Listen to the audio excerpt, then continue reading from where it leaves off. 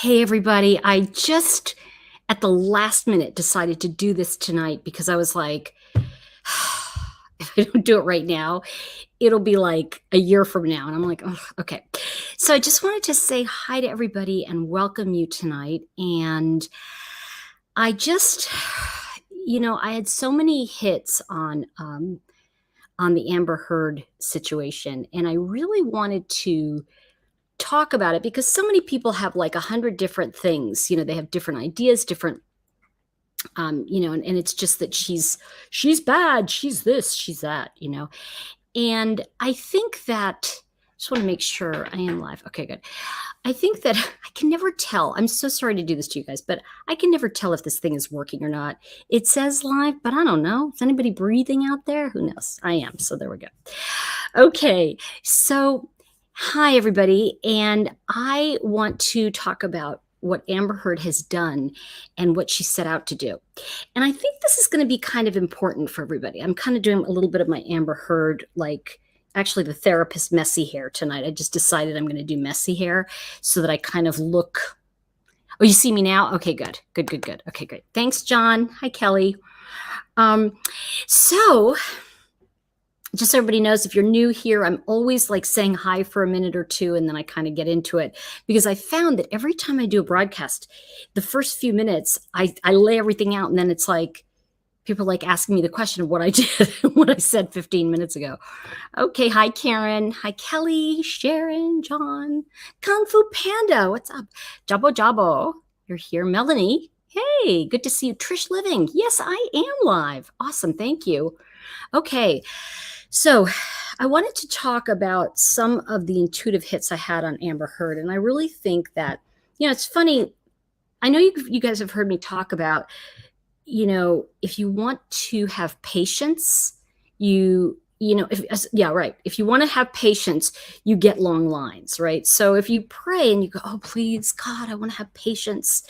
Well, you get to the bank and there's a line 5 miles long, because part of it is that we have to learn that lesson. And one of the things that I'm going to say hi in just a minute to everybody, but I want to just talk about this first, the crux of what I want to talk about tonight, which is that I think Amber Heard actually created what she said she was going to create. She did exactly what she wanted to do. And I'm going to back up from there because there's a couple things I want to say about that. I think I've mentioned this, but a couple of years ago, a friend of mine said, my husband gives me everything I've ever wanted, but never when I want it. And I think part of it, what I'm noticing with Amber Heard, is that she wanted to be an ambassador. Well, she became one. And she became a perfect example of what an abuser looks like.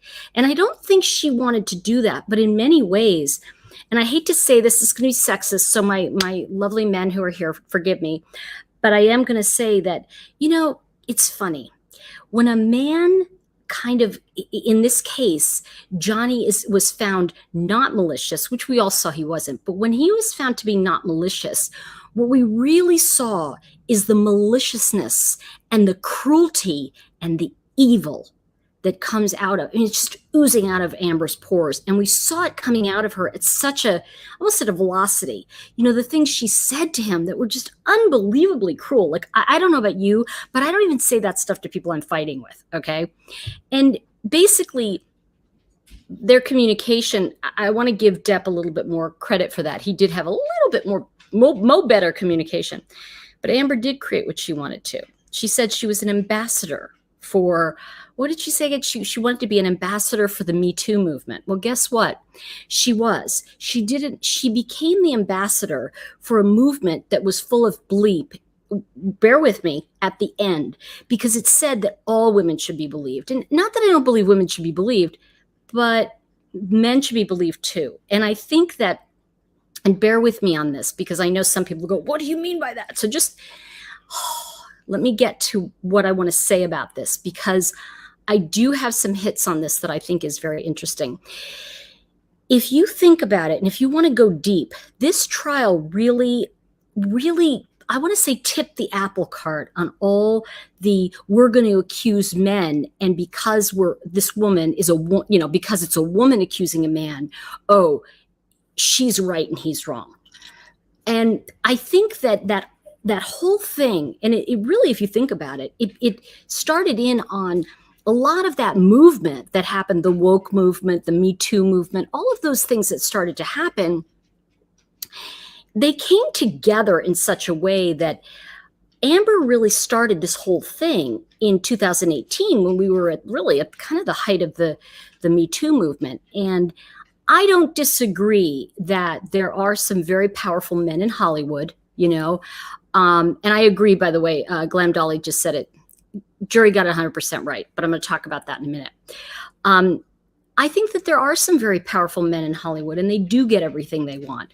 But, I think when we look at, and we really saw it in such an expanded way, okay, of like she said she was an ambassador. Well, she became one, only she became the joke. She became the evil picture. I think she thought she was going to be the poster of like the lovely one. And instead, she became the evil character. I don't know, years ago, I always say years ago, but I remember doing a play in school, and this one girl in my class, was cast as, I forget which one she was, but it was the villain, you know what I mean? The bad girl kind of thing. And she got so mad, and she's like, I can't believe it.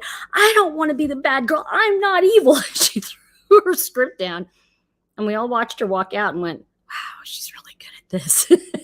Because the problem is that Amber she was so overconfident that she was going to be believed, because she was back in 2018 when everybody's like, oh, just believe this person. But you know what? Johnny Depp had something else on his side, which is that he did prove that she did, with malicious intent, go after him. And she even said it on the stand, if you remember, toward the end. I think she said, that's why I wrote the article. And she was talking about him, okay? So, and she even said it. I forget if her lawyer said that or she said it, but she basically said, oh yeah, I wrote the article about him. That was the whole trial. The whole trial was, is that about him? Now, I want to talk about the verdict for a minute, and then I want to get into how Amber really did achieve what she set out to do.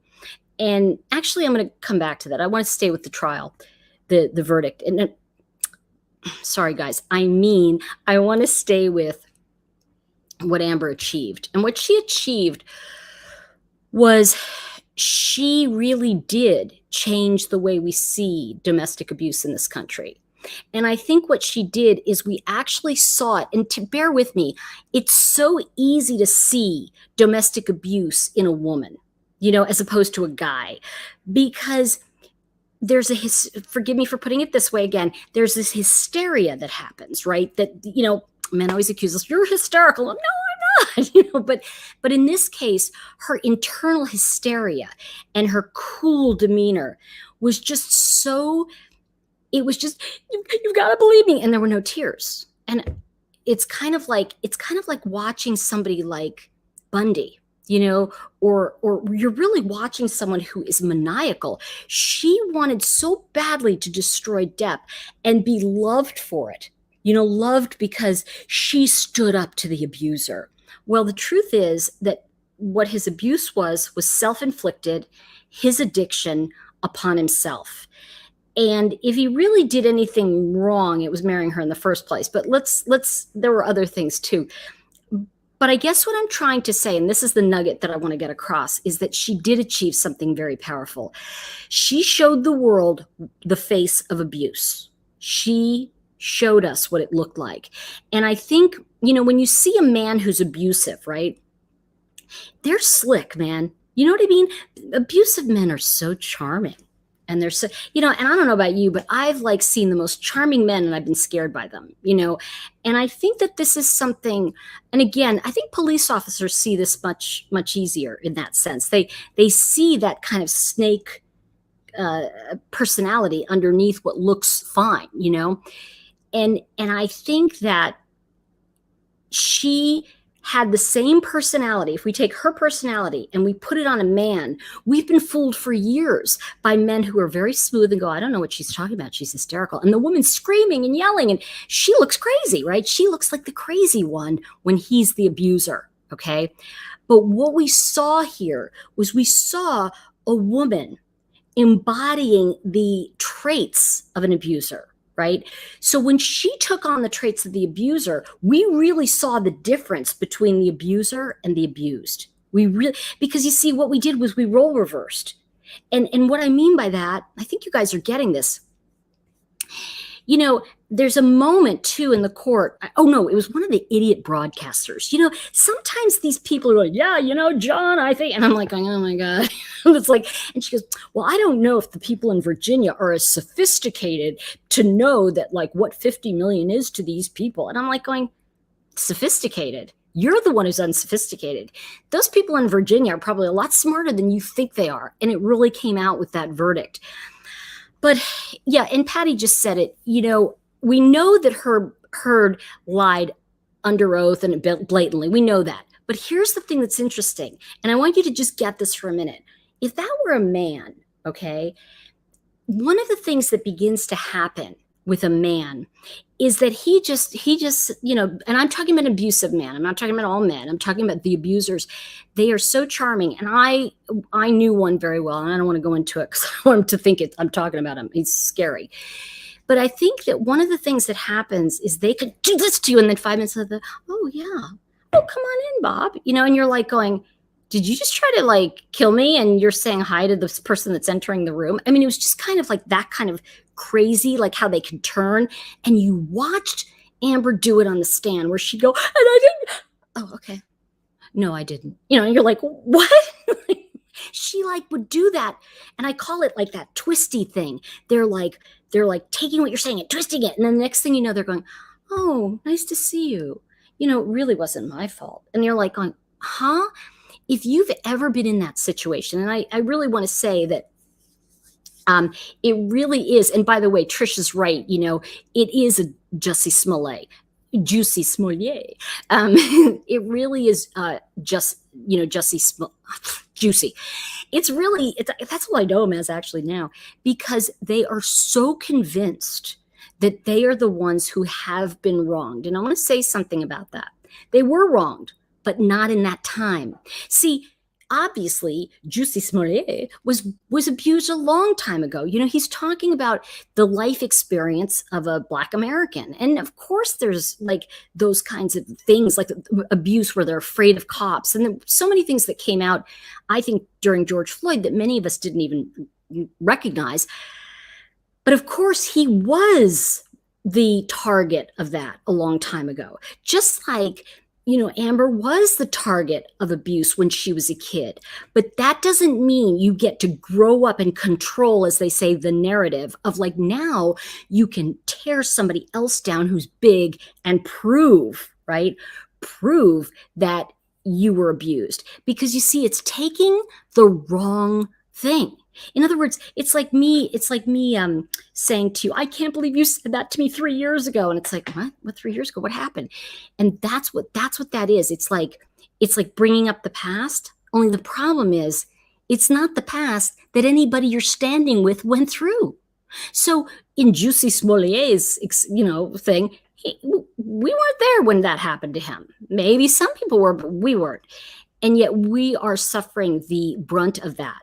And I understand a lot like that kind of dynamic in some ways, because the thing I want to say is just because somebody is an idiot in the moment doesn't mean they weren't abused in the past.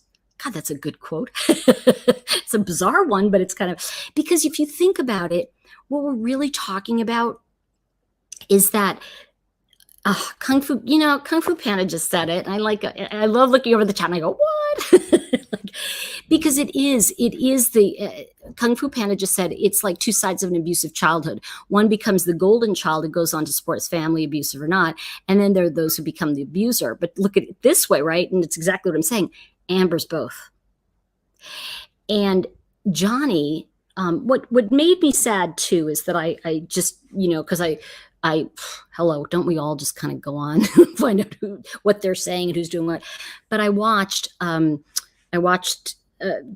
think it was just a quick clip. I think it was like 20 seconds about Johnny going to the pub and having having a couple pints with somebody. And I thought, it's really sad that this is not that you see, he's going to go on, unfortunately, with his addiction. I really want to pray for him and hope that he can find some relief from that addiction. It's a very, very tough one. Alcoholism, drug addiction is really tough. And I don't, I wish him no ill will. Yes, exactly. See, Trish Living just got this. Okay, so what I'm trying to say in all this is that when we intuitively look at what Amber said early on, I want to be an ambassador for abused women everywhere. Well, guess what? She was. She showed us, imagine this, she shows the mirror to you of what an abuser looks like as a female, right? So it's almost like, what we're seeing is the roles have changed, because when we see it in men, we're kind of like, oh, well, maybe he didn't do all that. Or we just know the guy's an idiot, right? Because it's so obvious. But it's very hard to prove these cases. They really are hard. But, I think to myself, do you remember when O.J. Simpson murdered his wife and that lovely young man who just was there at the wrong time? And Nicole Simpson, why is it always the name Nicole is in so many of these? Anyway, Nicole Simpson had picture upon picture upon picture, right, of her black eye, her abuse. Why didn't Amber have one? See, and that's another thing, is that, there are so many times we've seen, especially you guys, you watch true crime like I do, and we've all watched, mysteries.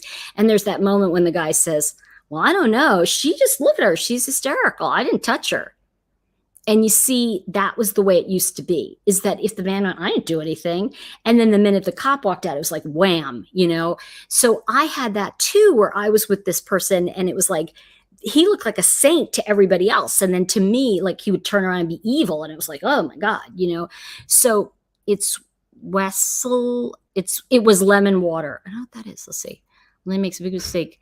Oh, don't even start with me about Elaine. She's nuts. She's absolutely nuts. This attorney, I've never seen anything like that, where you go out and you basically claim that there were pictures and proof.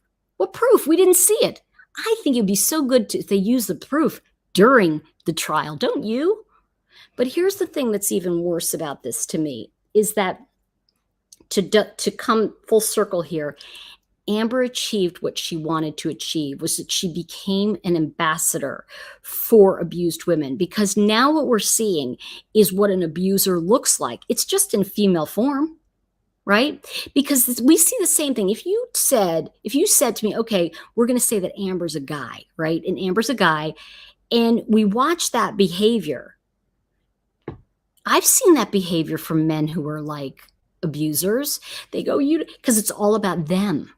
And I don't know about you, but one season of Law and Order and you've learned it all, because at the end of the day, they're all going, it's first of all, there was no evidence that she had. But the other thing, and I thank you, Glam Dolly, because I think that the whole thing is that's going on with all of this is that, see, Amber did win. She did win, but bear with me. She actually did help women. Because you see, when a crime is perpetrated on a man, suddenly it becomes mainstream and people will believe everybody. And I hate to be that sexist, but you know something? The minute we see something happen to a man, meanwhile, it's been happening to women all along, we go, oh my gosh, how could that happen? And not you guys, okay? And not most women, and certainly not the guys on here. But I want to say that a lot of people will be like, oh, wow, Depp is pretty cool. That happened to him? And so when everybody's saying, oh, it's going to make a woman not want to step out. No, I think more women are going to come forward because they see what it takes to win. And the thing is that this was not a criminal case, Remember that. This was a civil case, and it's completely different than a criminal case. And so the good news is that the entire case was tried in the court of public opinion. So we were out there and we were watching it. We're going, holy Toledo Batman. Did she really say that? I don't know about you, but how many times did you go, did she really say that? It was crazy. Okay, Renee, exactly. And I'm probably the last person that's going to go, it's because, if it happens to a woman, I'm not that person. Like, I think it happens to everybody, but I think fair is fair. And I do think, I know I owe you a Coke. Okay, I do. Let's see. When it happens to men, it's serious because those are real people. And, I hate to say it, but there is a lot of that still going on. And it's just like, listen, there's all kinds of personal prejudice, right? There's all kinds of ideas everybody has, whether it's, you look at a person of color, you look at a person who's white, or you look at whatever you're looking at. There is something that goes through your head. Maybe it's nothing, but it goes through everybody's head. It's not necessarily a bad thing. It's just we have that idea. And what I mean by that is because the danger is that when we really live by ridiculous thoughts, or we really think they're true, it's not a problem to have thoughts. It's that when we act on them and they're irrational, that's when we have a problem.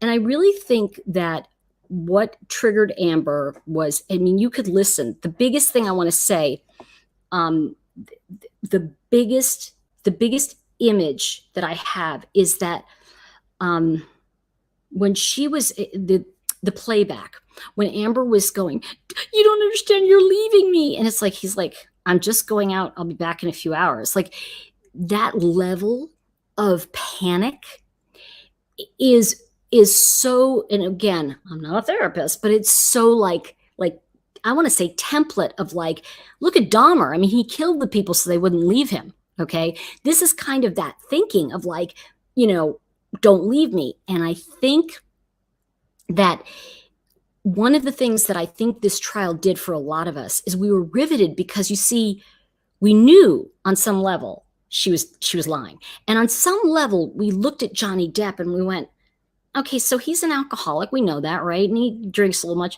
but I don't think he's that guy. And yet he is to a certain degree. We saw him kick some cabinets, but he didn't kick her. And he made that very clear. And I think what I appreciated about him is the fact that he just told the truth. Yes, I do coke. Yes, I do this. Yes, I do this. No, I didn't hit her. And I think that is what made the difference to all of us. Scott, so good to see you. Let's see. Scott said, seeing this helped me to process my abusive partner. I don't think I'm the only one that felt that either. I agree. I'm going to put this up because it's exactly the point. Okay. Scott just said it. And I think this is this is really, truth bumps. This is exactly what I'm trying to say. You see, Amber did succeed in showing us what abuse looked like. The problem for her was it was her being abusive. Hey, you can't win everything, right? And it's kind of like, truth bumps. Scott, I got truth bumps on that. I really agree, CK. I think that what CK said too is very, very true. And I think we've got to look at that.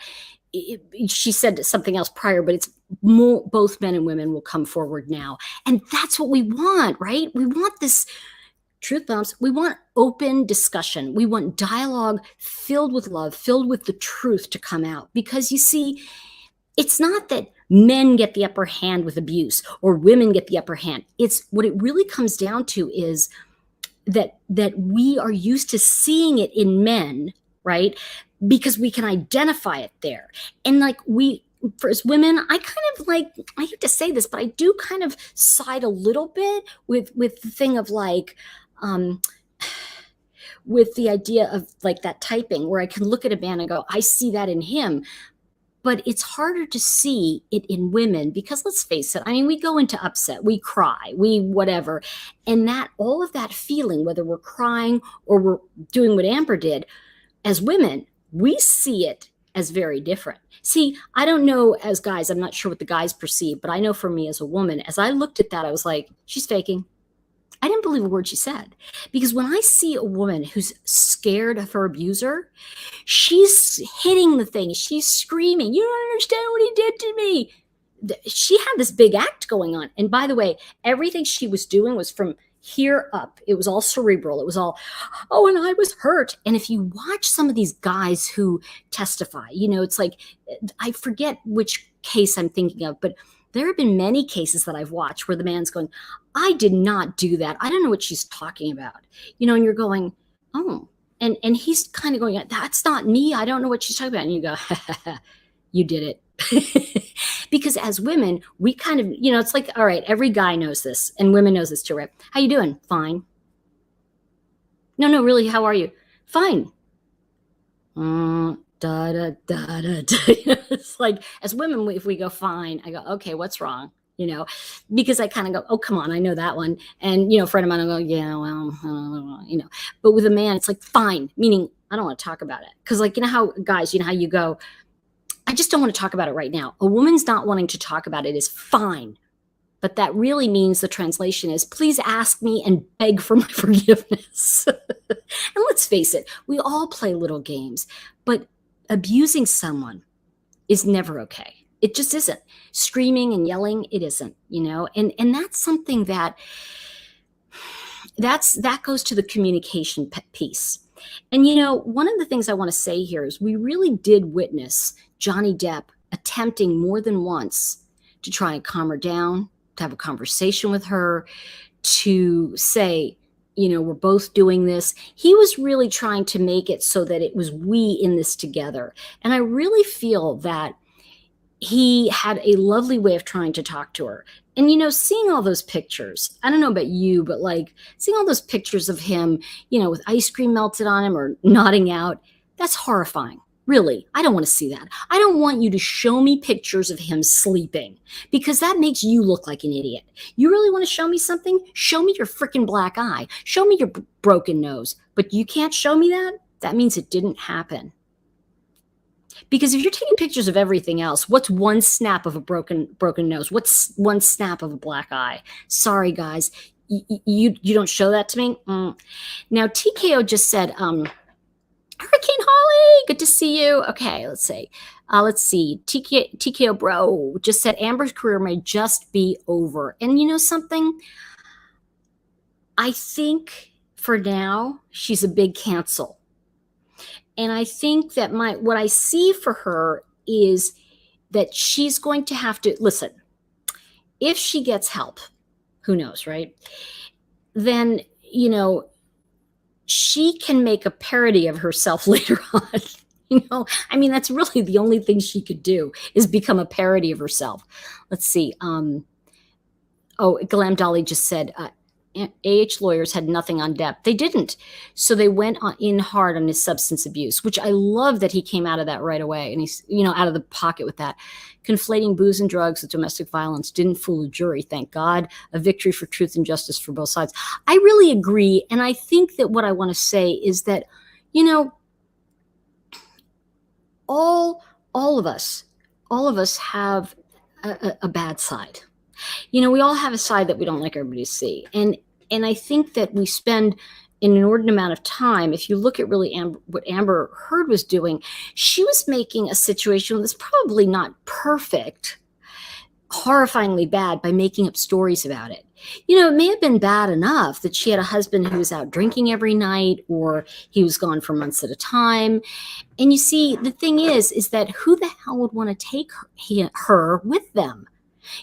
In other situations, I could see where she would go with him on a trip, but I don't see the whole truth of all this, because, and Glam Dolly said that Depp later said this never had to happen. I really believe that, and I agree with that I'm just going to put this up because I think it's very true. His ex's vicious ongoing vendetta.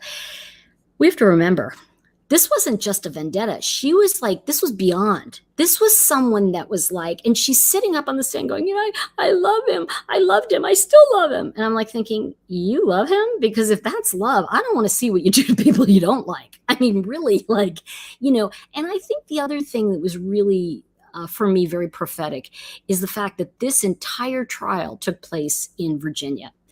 And really, if you think about it, Virginia is such an interesting state right now, too, because it's really, there are a lot of smart people there, folks. And to hear some of these, like, I want to say arrogant news people going, well, it is in Virginia. Like, oh, what's wrong with Virginia? They're smarter than you are, Yeah, exactly. Kung Fu Panda just said, yeah, if that's love, keep it. Let's see. Aunt Bibi just said she also tried to throw her attorneys under the bus by telling us they have the other pictures of abuse. I thought the same thing. Aunt Bibi said, I was thinking, are you serious? I thought the same thing. I was thinking, are you serious? Like, we can all say that. I was thinking, are you serious? Because if pictures existed, why wouldn't you show them?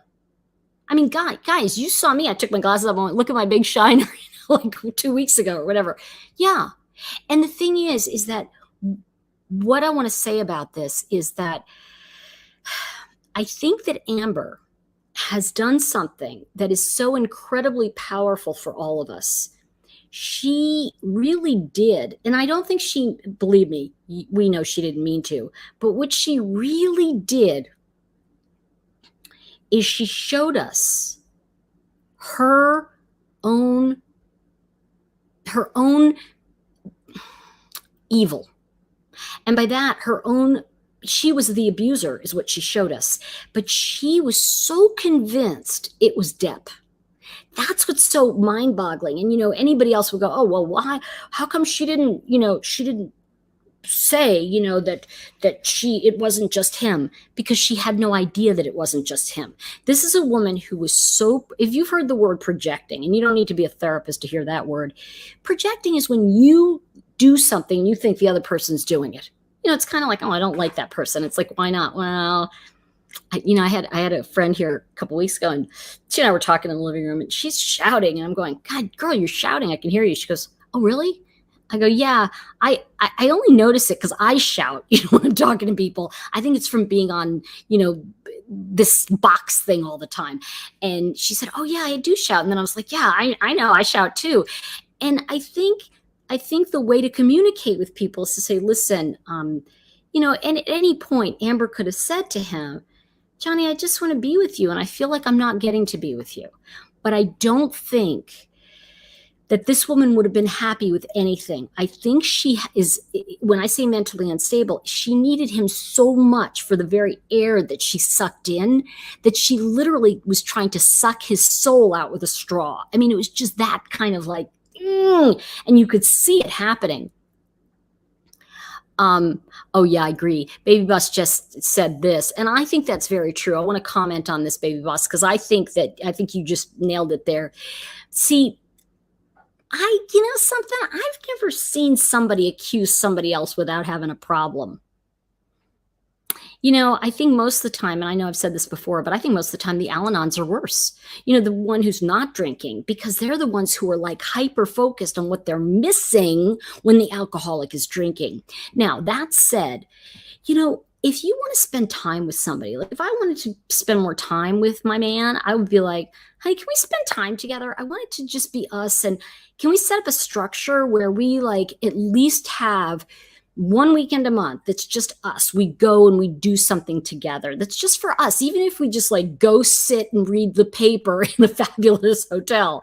Just can we just have that time when we unplug together? And I think that she did not know how to ask for what she wanted, because we manipulate when we're afraid to ask for what we want. And once she started the manipulating, it kind of ruled out any honest conversation from Johnny, because he got used to her manipulating, and he said, "There's no point, you're just going to do X." And in a way, what makes it so hard is there she was trying to also change. And I'm not defending her. I want to be very clear. But what I'm saying here is that she's trying to like, okay, I won't do that. Okay, I won't do that. The problem is it's like you can't put the baby back inside. You can't take the kitten and shove it back in. It's already out. It's like everybody sees it. And the thing is that you can't change that behavior, and it just becomes worse and worse. It's like trying to scrub a spot out of a carpet. And she knew, the sad thing is she knew at certain points how horrible she was. And then as a result, she was stuck in there, let's see. What Scott's I always like, let's see, what did Scott say? Let's see. I think Elaine, like Amber, wanted to take JD. Oh, yeah. Yeah. Would you say benefit? So it shocked me on the interviews on the news. At first I gave Elaine the benefit of just doing her job. Yeah, let me tell you something. There's something really wrong with things. There's something really wrong with that. Trish. Okay. No, you can't unpoo the bed. No, you can't. So that's the thing, is that there's something really wrong with Elaine. She seemed like a crazy person too, because it was like, she's supposed to be one of the best trial attorneys. She was like, I'm going to tell you something. It's kind of like, in the War of the World, she was unarmed. I mean, she literally had no command of what was going on, because here's the thing. When you're defending a liar, you have to become them. At the very least, you have to help them with the law. In other words, Amber's a liar, but if we can prove that she did not do that, put that op-ed in on a like to be vindictive, then we're home free. And they kept saying, well, it could be anybody. It doesn't necessarily have to be Johnny. And I'm like looking at them going, do they think we're stupid? Like, let's see, how many men has she been with? I think this is like the only man. No, that's not true. She's been with other guys, but it's like, she's not, I don't really think that she even liked Johnny. I think she was enthralled with his stature and his fascination with her. And I think she used that. And it's just, let's see. Okay. I know. Okay. Glam Dolly said this best. I think this is really well put. Imagine unlimited funds to enjoy your married life together. Go anywhere in the world on a whim, buy private jet, plan good things together, start a charity, movies. They just fought. Do you know, that's the tragedy, isn't it? We have such a finite amount of time here. I mean, I'm getting truth bumps. Thank you, Glam Dolly. We just don't have the kind of time here. We can be taken out like that. The other night I just went to look up a gal who had helped me when my first deck came out. And I looked her up and I was like, where is she? I couldn't find her. And it was like, then I saw her obituary. She was 53 when she died. I mean, guys, we can be taken out like that. So what you're saying, Glam Dolly, is just so well, it's so well put together, is what I'm trying to say. It's so, what you said is just, I can't even get the words tonight. I got to tell you, I mean, ever since, I don't know if you can see it, but you see, I've got this bump on my head that's still there from it's over here. So you can't see it over there. It's going to be over here. I can't. Okay. It's right here. And it's hard to see. It's still there. And I'm having a little bit of trouble with words today. So let me see. Okay. Joseph, what'd you do? You changed your screen name. Hey, good to see you, buddy. Good to see you back. Yes, MM just said it. She's very jealous of him. And here's the thing. I want us to just picture this for a minute. I'm going to put you in this emotional state. I want you to look at how beautiful Amber was. And she's a beautiful woman. She really is. But obviously, beautiful women look ugly when they're evil. But she really is like pitch perfect, right? And here's this man, her father, who abused dogs, promoted dog fights, blah, blah, blah, abusive, alcoholic, cruel, all that stuff. And she literally, he's successful, and she meets Johnny, who drinks, and it's like, he's successful. And she's thinking, as long as I'm around him. I mean, I saw her like preening and posing around him, and he's just like Johnny, he's like whatever. But the thing that was fascinating about that is she was play acting the whole time. I felt like I wanted to give her some Play-Doh and say, you just go sit in the corner, little girl, and you can do your thing. But she she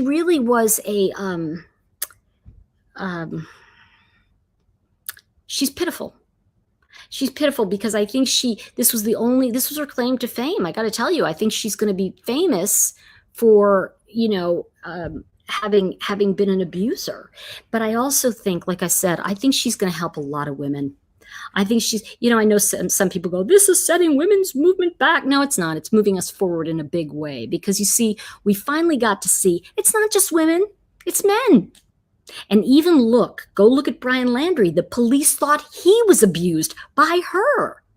So we have to remember that what we saw here with Truth Bombs is a culmination of all of the BS that, Gabby was the abuser of him. What? But you see, if the cops really looked at it, if we really look at it, we can see that she really was abused. But the lines got so crossed over the last few years, and I think this was very, very powerful to see that there was no question. Look, anybody who questioned it really is, I think, more on the side of being an abuser. And I'm sorry to say that. I know somebody's going, I thought okay, whatever.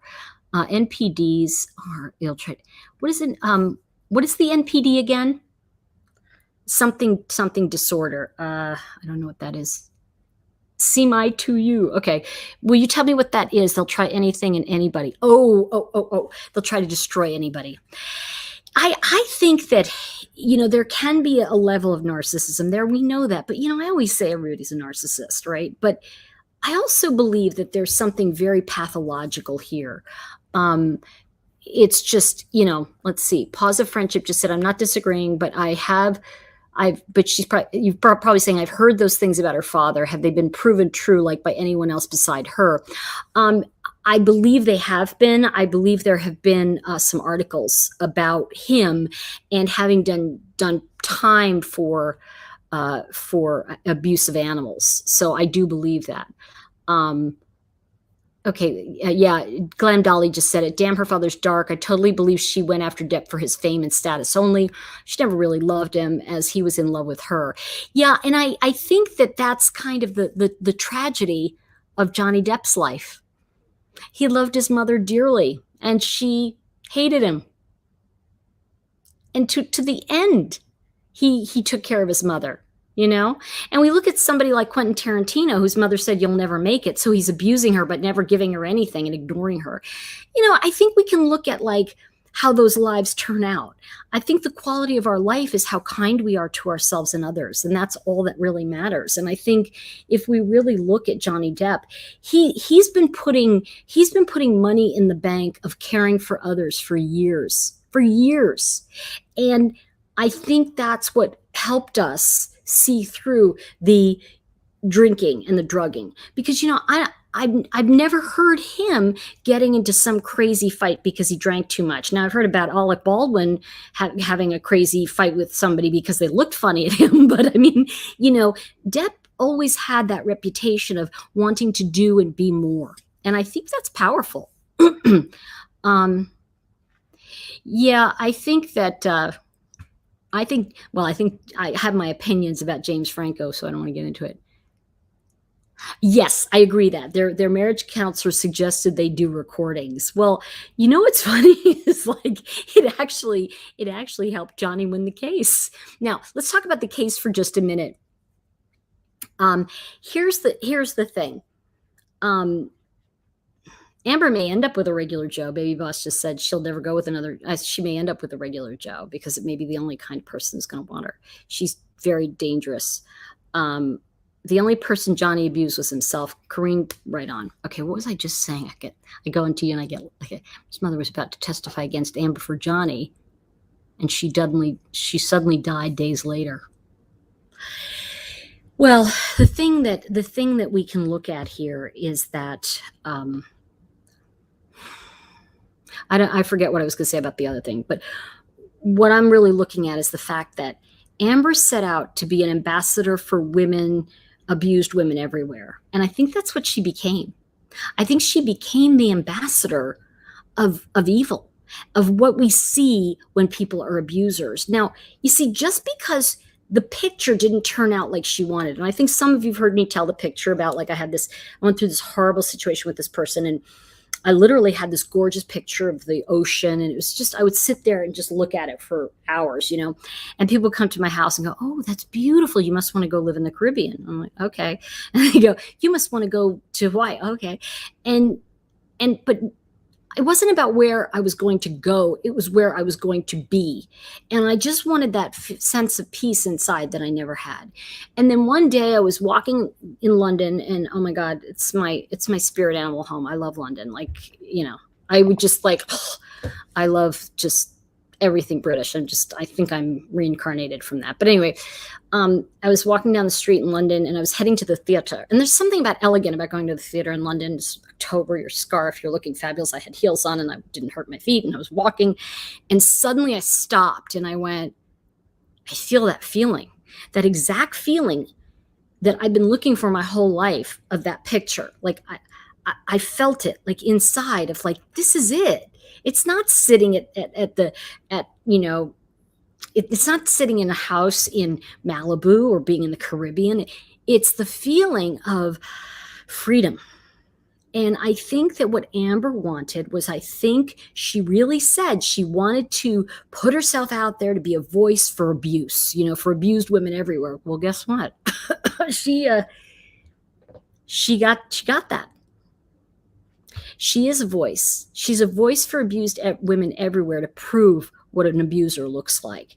You see, we're also gender fluid now. It doesn't matter if she's a man or woman. The fact is that we can look at that and hold it up as an example of really abusive, horrible behavior. Now, when we look at everything, at the end of the day, what it comes down to is, did she have malicious intent when the op-ed went out? And not only that, when she retweeted the op-ed, she basically confirmed that she agreed with it and said, "Hey, this is what I did," right? Now, here's the thing. She later was trying to say that the Washington Post created that banner, and then the ACLU told her what to write, or wrote it for her. Well, dude, I'm sorry. Here's the thing. I put my name on it. It's mine. It's like, that's the deal. Yes, exactly.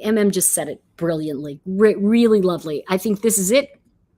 You see, I talk about this in astrology a lot, and I actually have Amber's chart and Johnny's chart. And I was just thinking, probably do that tomorrow night, because I want to show the difference in their charts and where each of their intentions were. But said Amber knows what she is. She portrayed herself as the opposite. And, I think that's the hard part, is that I was watching her energetically. I was watching her like struggle to be believed, and there was a guy, and I think some of you've seen it. There's a guy saying he was a juror, and he talked about how they didn't believe her. I don't know if that guy's real or not, but what was interesting was that at the end of the day, we were really watching, we were watching someone fake it. And, what he came up with is, it looked like, they didn't buy it at all. Yeah, Greg just said she may have exterminated her mother to stop her damning testimony. I think that Amber would have found a way to turn it around, because I think she tries to turn everything around. I think every story she told, it was like, oh, he went in the front door, the back door, he did this, he kicked me in the back. Oh, that's what she did to him. There were so many moments. For me, one of the telling moments was that he was walking. Depp said he was walking down a hallway. I don't remember where he was going, because they have so many hallways. I can't remember where anything is. But he said, I got clocked in the back of my head, and I thought, oh, and he said, and then she's hitting me, in the back. And I was listening, and then he said he took her in a hold, just to hold her from, hitting him. And she said he headbutted her and all that. The thing is, she later told a story about how he was kicking her in the back. Where's the bruise? If a guy used a steel toe boot and kicked me in the back, I'm going to tell you right now, there's a bruise there. Okay. And I want to see it. And look, I know, look, oh, it's hard to take a picture. Listen, if she can take a picture, some of the pictures she took, she could certainly hold the camera up to her back and go, oh, look, there it is, Q score, thank you. Oh, brilliant, brilliant. This is a great Q score. Thank you for the super chat. And she just said, AH has a warning label now. I'm sure people will date her, but they'll have one eye open. You know what? No, I think this is a perfect example of it's not it where gender knows no bounds of stupid. Okay, there's not one gender, and I don't care which gender you are. There's now about 75 of them. But stupid is not gender based, okay? And a guy who thinks he can help save her. This is like the guy who marries, the kind-hearted criminal woman who steals everything he has and then murders him. I don't know. Look, I always tell like the younger people around me, I go, don't become crime scene one. They go, crime scene one, what's that? I go, where you think you're going to change somebody, they kill you, and then I have to read about you on the news. And they're like, my God, my friends go, you're telling my teenager that? I'm like, dang right I am. Shay Carson, thank you so much for the super sticker. I really appreciate it. That's very kind of you. So thank you. And I just think that, what you said, Q score, is that this, to go over that, because I really think it's true. Sure, she has a label on her. She has a label of try me.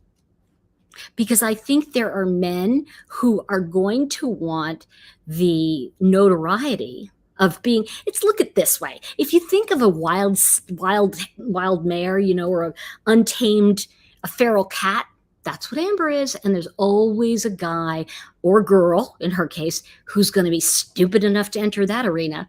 And you know what? I don't think this is the last we're going to hear of Amber. And I just don't know how she's going to, redeem this. I have a sense, but let me see. Roberta, I'm very sorry about that. She said, I'm a domestic violence survivor, and listening to those tapes triggered me so bad I couldn't listen anymore. It was not Johnny that triggered me. It was Amber. I love that for you. And by the way, I'm sorry that happened to you. I mean that, you see, Amber triggered me too, Roberta. And I just want to put this up because I'm really I want to send you lots of love, because you know what? I'm kind of tearing up, because that's the most profound thing, is to really recognize our triggers. That's all we can do in life, right? We can't say, oh, I'm going to be better. We can go, you know what? I'm being triggered by something. What is it? And I think that's the key, is that when we can hold up that mirror and go, okay, there's something in me that I'm seeing. And you know what? The fact that you got to see that, I have to breathe. You just got freed a little bit more, because you see, what I think happened is that you recognized, and we all did, that all men aren't bad. And I think that's the beauty of that. And I hate to say that, because there's some really lovely guys here. I'm sorry, I don't mean to make you think that I ever thought all men are bad. I had a great dad. So, but I think that Roberta, what you're saying is that what a freeing thing to recognize is that statement that you just made is the exact thing that other people in the world are saying. Oh, this is going to set women's abuse back, and women aren't going to step forward. I don't think so at all. I think more women will step forward now, because we know what abuse looks like. See, it doesn't matter if it's a woman or man saying it. What matters is that we heard it and we recognized it. And every time we recognize evil, we are freed just a little bit more from our past. So thank you, Roberta, and Amber too, for being such an evil witch. But yeah, really beautiful, beautiful, beautiful. Let's see. My husband says all about crazy girl. Oh, crazy girl sex. You only go out with them, you don't marry them. Yeah. Well, the thing is that I'm glad you said that. Because the crazy girl sex, when you go out with a crazy girl and da-da-da. But the thing is that this was more to Depp. He saw something in her, and what he saw was his mother, and he wanted to help her. And that just shows that he's a lovely person. It doesn't show that he didn't have problems or that he didn't argue with her, but he also, I believe, and I've got to tell you from the bottom of my heart, I really believe him. I believe that he did not hit her. I do not believe. I mean, don't get me wrong. I'm sure that he probably, if somebody's trying to hit you, you're like trying to push them back. I'm sure something like that happened. But I very seriously doubt that that he was abusive in that way to her. I think he fought back. Oh, thank you, baby boss, for that. I appreciate it. Let's see. I really want to. I heard the people really watching intently are abuse survivors. It makes sense. And I think that's the thing, is that if the abuse survivors who watch that, such a wonderful, I'm still kind of choked up by what, I'm sorry, my brain's not 100% tonight, by what was said about, I'm an abuse survivor, and Amber triggered me. And because I called her out, she may have said, I'm getting out of here. But I think that, there's an evil in her. And I think the evil comes from a desperateness, a desperation. And it's funny? Look at this, you guys. He was going to help her become a huge star. I mean, she was on her way. Listen, you and I both know, you guys, we know. He made the call and said, listen, let's, give her a chance. I'll, what do you call it? I'll speak for her. That woman had gold, and she went, I don't want your gold. It was like, oh God. Let's see. He said that she love bombed him the first 15 months, then switched. He never abused her. He's kind, gentle soul who survived his own domestic. I agree with that. Oh yeah, James just said it. Amber did not make a good witness. Depp was an open book. But you see, here's the thing. Remember I said this, and I said this in another call, James. I was talking about intimacy, meaning into me see. It's not something that I'm going to get from you. It's something I am. And so if I'm willing to just tell you the truth, even if it's difficult, and if you notice Depp's speech pattern in the first, when he was on the stand at the beginning, he was it was labored, it was thoughtful, it was trying to put it in words so that it was honest, and we believed him, and he struggled with it, and there was a beauty to that. And I think him being, as you say, an open book is really that he had to be. He said, look, I don't want to put my thing, and he even said in one of the recordings early on, he said, Amber, look, please, let's just do this the easy way. Let's divorce. You go your way, I'll go mine. He was going to take care of her, and let's just let this die out. Let's, I don't want to do this. I'm going to go. Amber, please, you don't want to do this. And he warned her a couple times. He said, you don't want to do this, because he knew she'd get slaughtered. He knew it. And, good for him to have that thing of like, okay, if you want to do that, I am going to stand up. And what makes this so pivotal is that, to watch a real man, okay, and as gender fluid as he is in everything he does, he is a man. And there is that thing in him of like, look, I want to take care of you. And it was just beautiful the way he talked to her many times.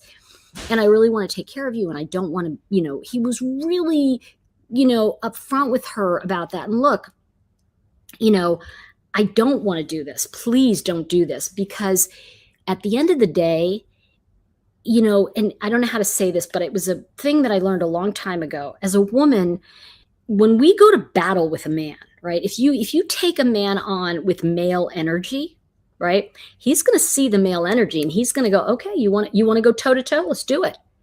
But if you come to him as a female and speak to him in that non-threatening communication style.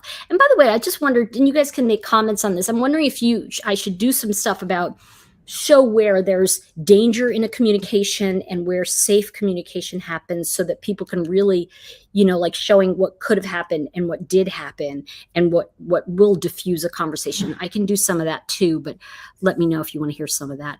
But I think the big thing I want to say is that she really came at him as a very masculine energy. And then she tried to pretend she was feminine on the stand. And you can't do that. She is very, very type A. She's basically got the male energy. There's very little female energy in her. Look at her. I mean, if you look at her, okay, you can see that she's an alpha. And not only that, you can see she's a very masculine woman. isn't that odd that here's this beautiful woman, right? She's like very feminine looking, and she's a ball buster. That's what we used to call them in the old days. Southernborn said this: the live audio tapes that Amber made herself tell the whole story. She's mentally ill, enjoys fighting and hurting others. She truly believed. Wait, I forget. You jumped, so I don't know where it went.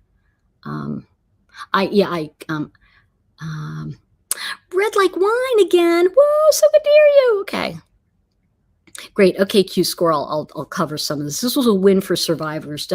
I'm so glad you said this, because I think this is beautiful. This is what I said at the very beginning. LMP 0509.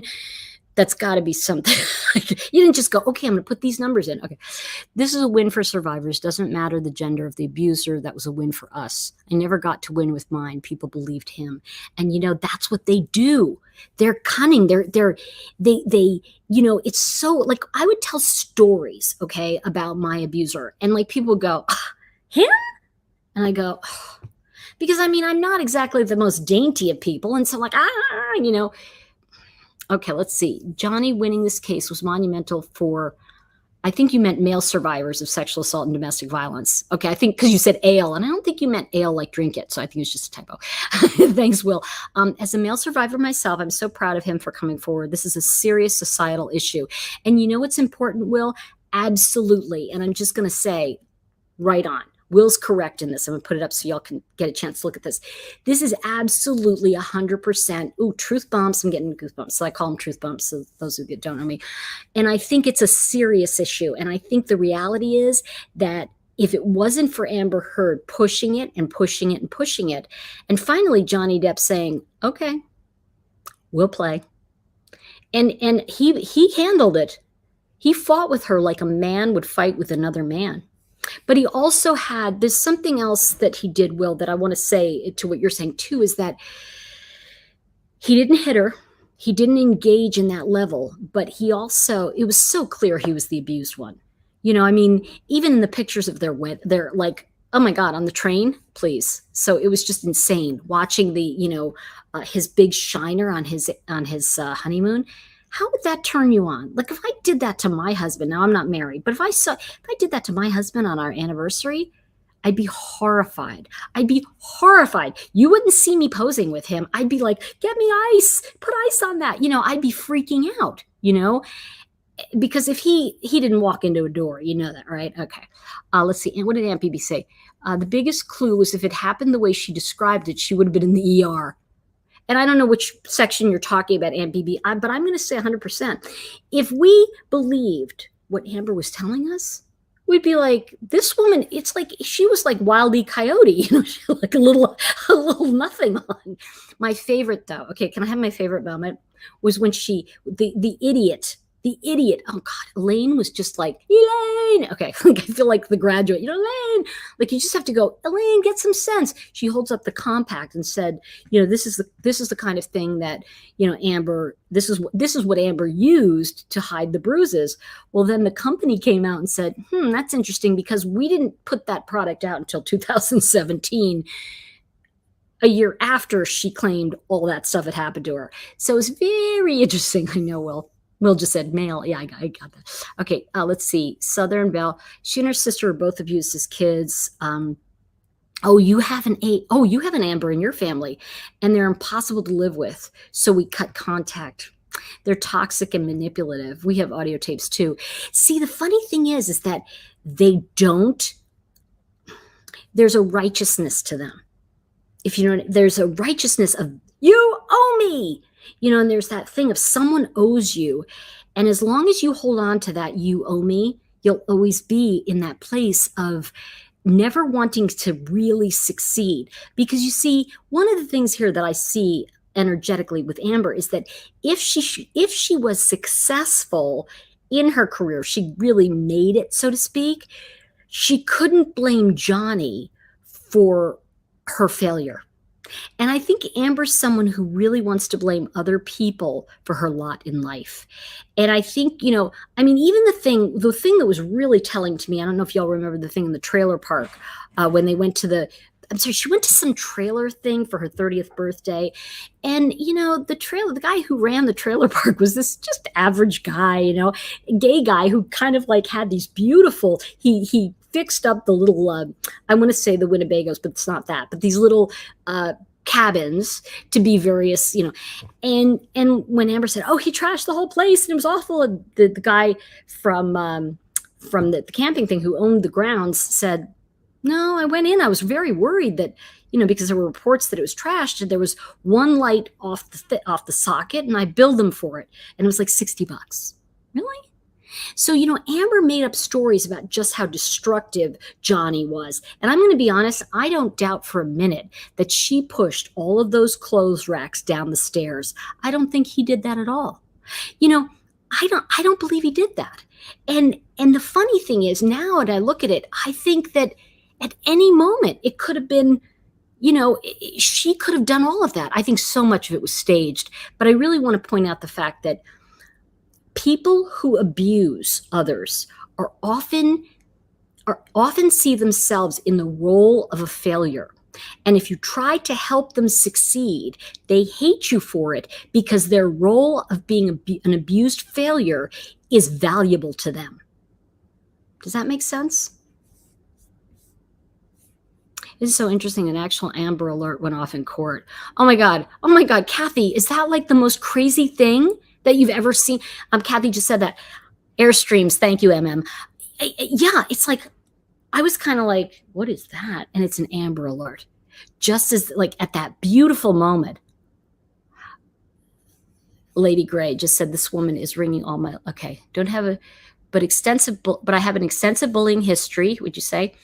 And you can't run from it. You can't run from, so also abuse you can't run from, really, in a place you're supposed to be safe, not in the same level, but still. And even I was triggered by her. This woman's ringing all my alarm bells. Exactly, Lady Gray. It's like, because really, those of us who are abused, or let me relanguage that, who have had a history in our past of having been abused at one point or another, one of the things that happens is, man, we have a BS barometer, okay? Like I can sit there and go, liar, like I can tell, because it's like, and one of the things also is that there's also that knee-jerk reaction of like, at first, you can be fooled about it just a little, and go, what's going on there? Now, I was never a fan of, as I said in the little write-up I did, I was never a big fan of Johnny Depp, but I'll tell you what, I am now. When I saw what courage he had, what a wonderful example for his own children, right? I'm getting truth bumps again, you guys. Let's see, the most important point you made is that abuse victims need to tell the truth, even if they believe it makes them look bad. We believe honest people. Oh God, I just got truth bumps from that Q score. Look at this, guys. This is because, see, the thing that I recognized is that, and this goes back to Al-Anon, years ago, which was, you're only as sick as your secrets, which, truth bomb, I love that, because that's the key in all this. And let's see, I've been in an abusive relationship years ago. Thank God I survived. I know it's seldomly a one-sided thing. You know what, too, Ms. Marty, I want to say something about that too. Because what happens is, and I really want to say that what happens is, if you can imagine, it's like magnets, right? These, and if it wasn't this magnet, it would be a different magnet, because we attract what we need to heal. And I know that sounds like odd, but the first thing that happens is, because it's familiar to us, we attract it like a magnet. We go, oh, it feels so good, and what happens is, from that place, you're in this magnet, and then all of a sudden, it's not exactly familiar, it's new, because this is a different person. And so you're still trying to find that place. And what happens is, because we were so attracted, we start to pull out, because we feel safe in that relationship for that moment. We start to elicit the exact wounds that were perpetrated on us by one of our caretakers. It doesn't matter who it is. It can be a teacher. It can be someone when we were younger. It can be family member, teacher, sibling. And I want to validate all of that, because it can happen by a stranger too. So what happens is, we find that situation where we think we're safe enough to relive it. And the problem for Amber was that exact thing, was that, you see, she didn't confront that one thing that I was talking about, is that, you see, until I gave up the need to fail to prove that I was abused, because that's something too, is that, if I keep failing, like, and everything keeps going. I remember my dad said to me, you didn't turn out that bad for what happened to you. And he wasn't trying to validate what happened. He knew what happened to me. But I remember the rage that came up in me at that moment. And I remember going, that's what has kept me stuck. And he's like, what do you mean? And this was years ago. And I said, the fact that if I succeed, then you get off the hook. And he said, what? And I said, yeah, if I succeed, then everybody gets to say, oh, you weren't abused that bad. Look, you made it. You're fine. And you see, the thing is that Amber was so angry about her wounding, so angry that she had to fail, because, you see, because she was failing at that point in her career, she could say, he did it to me. I was living with abuse. I couldn't even think straight. I don't know what I was doing half the time. So she could blame Johnny for it, and therefore take down that strong man. And it's like, girl, you're sick. Okay. So, let's see. I love the trailer park guy. I gotta be honest, he was one of my favorites. The other one was my favorite, is the guy who was like, the guy who looked like the crazy professor from Back to the Future. What was he? Wasn't he was some kind of psychiatrist or something, who said that and the guy, I don't know, he was fighting with the attorney. It was really bizarre. You know who I mean. Let me see. Let's see. Not according to the lawyers in the court audience, there was literal. Wait, hold on. I missed this because it jumped. Darn it.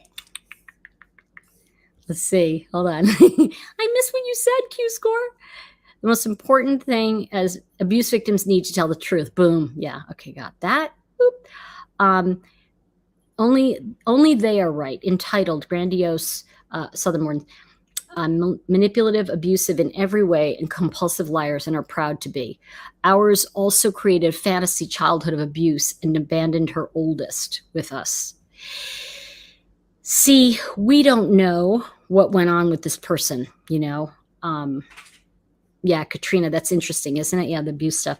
Kathy, not just an Amber Alert. That's what I was trying to get. Lady Gray said, according to the lawyers in the audience, in the court audience, there was literal thunder when AH testified, and during Elaine's closing, and sunshine pouring down on Camille. I know. I did see part of that. That's fascinating to me. It's kind of like when a couple of years ago, during the middle of when COVID was just really, we were all kind of locked up, and we saw, and I was watching I watch this show called China in Focus, and it's like, it freaks me out. So I kind of don't watch it all the time anymore. But it was fascinating because you saw locusts practically, you saw floods, you saw, everything descending upon China, these bugs. It was like crazy. It was like, let my people go. It was like, oh my gosh. So I agree with you. Let's see. Amber's mistake was not exactly, okay, Glenn Dolly's got this owned, but I'm going to say it first. No, she already said it, but I'm going to say it, which is that Amber did not admit she did anything wrong. Everything she did was right. And so now we will look at the brilliance of Glam Dolly. That was her biggest mistake. If she had any fault, the jury may have warmed to her. I agree with that.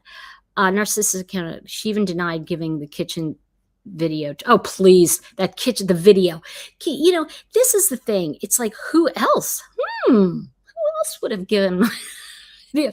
Yeah. Okay. Lady Gray just said this. If you put this in a movie, people will be like, yeah, that's super unrealistic. Way too much on the nose. Truth is stranger than fiction. And that's the thing too. I love that if you think about it, the lifestyle of Johnny Depp, right?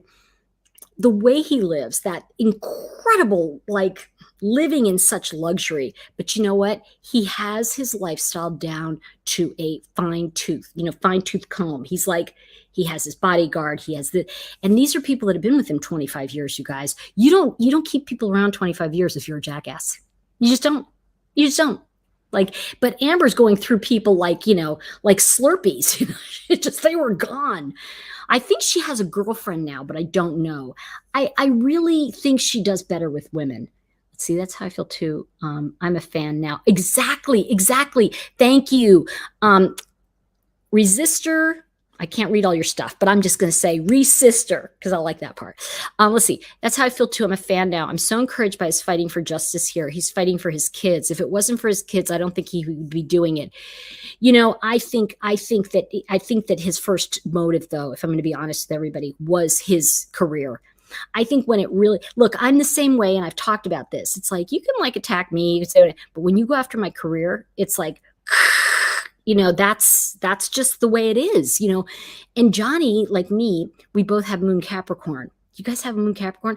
Moon Capricorns are like, our emotion is in working, right? And so if you moon is what you like, right? It's kind of what you enjoy. It feeds your emotion.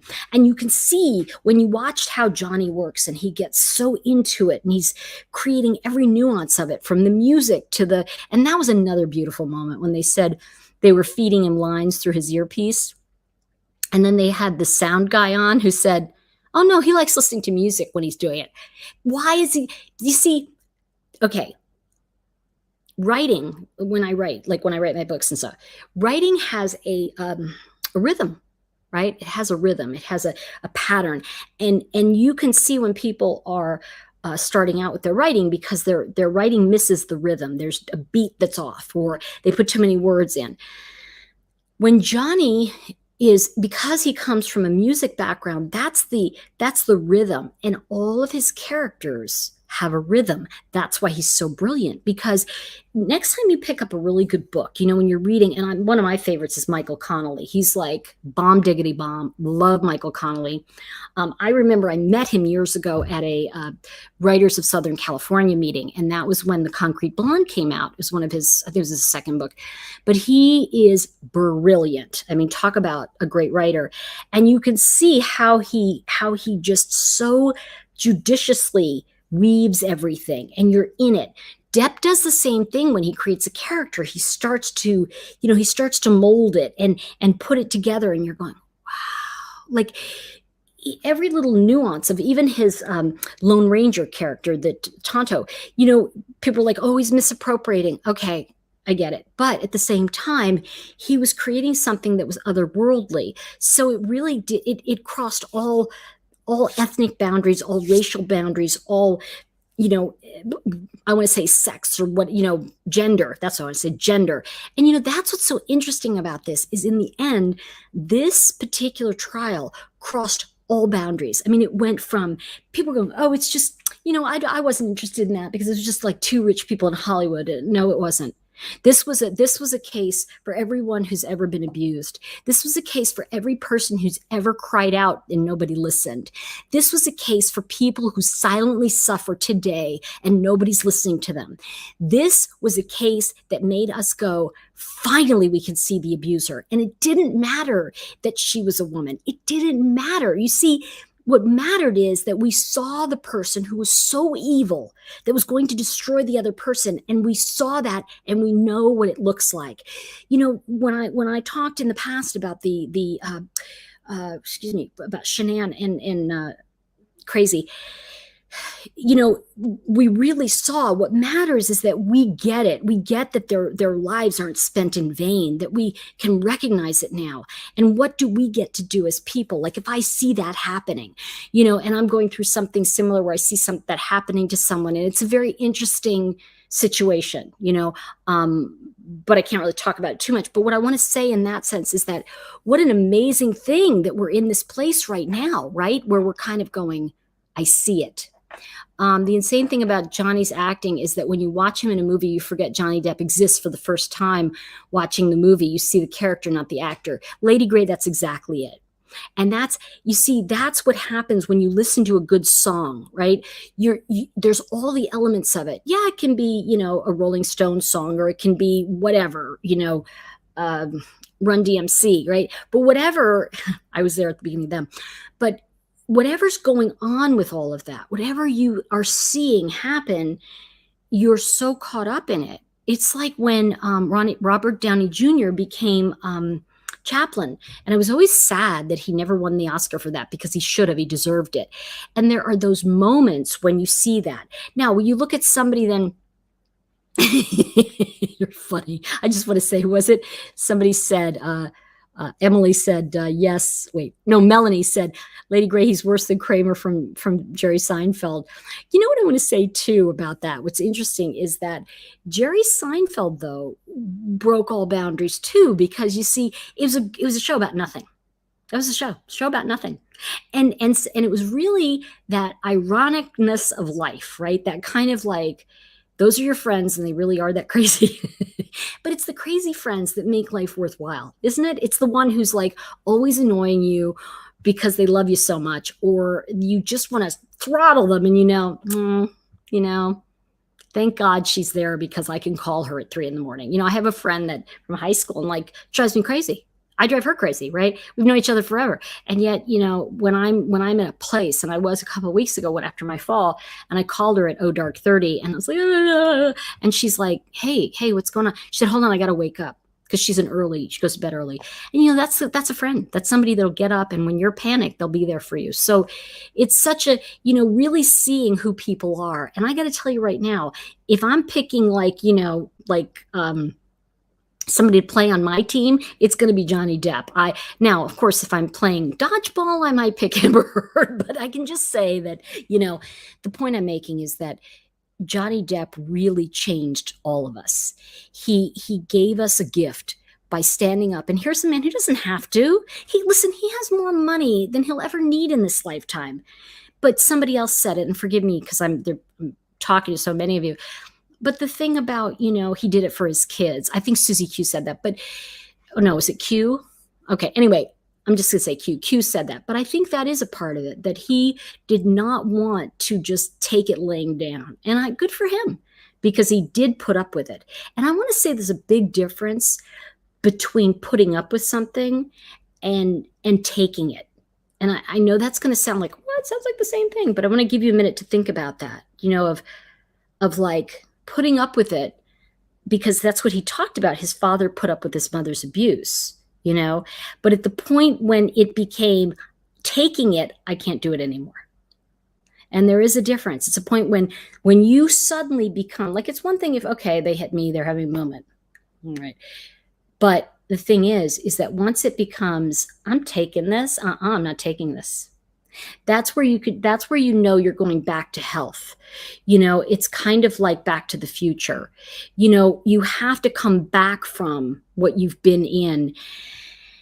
And I really think that that not only did Johnny Depp prove his case, which was monumental, that she did do it vindictively, but I think he moved the needle forward for every single abusive person abused who's out there. And I think he sent a shockwave to abusers, because the thing is that abusive people come in all kinds of shapes, colors, creeds, whatever you want to say. And it's so, we can't just say that person's an abuser, but we can get closer now to seeing and hearing what it looked like. I mean, my God, those tapes, right? I don't know about you, but if he hadn't had those tapes, we'd be screwed. And you know what the funny thing is? She's playing the tapes in her defense. How crazy is that, you guys? How crazy is that? Really, just see. Southern Born, yeah, a true win for real victims. Let's see. Oh, Michael, you're in Waterloo. Is that like London? Hold on. Okay, I actually feel that when Johnny Depp and his drug binge goes for days, he's the Dr. Jekyll, Mr. Hyde, and I feel he did those evil things to Amber. Yeah, I can see how you would take it that way, Peta, and I don't. I don't see that, but I can see that, some people can. And I think the thing is that's the most important thing, is that it helps you.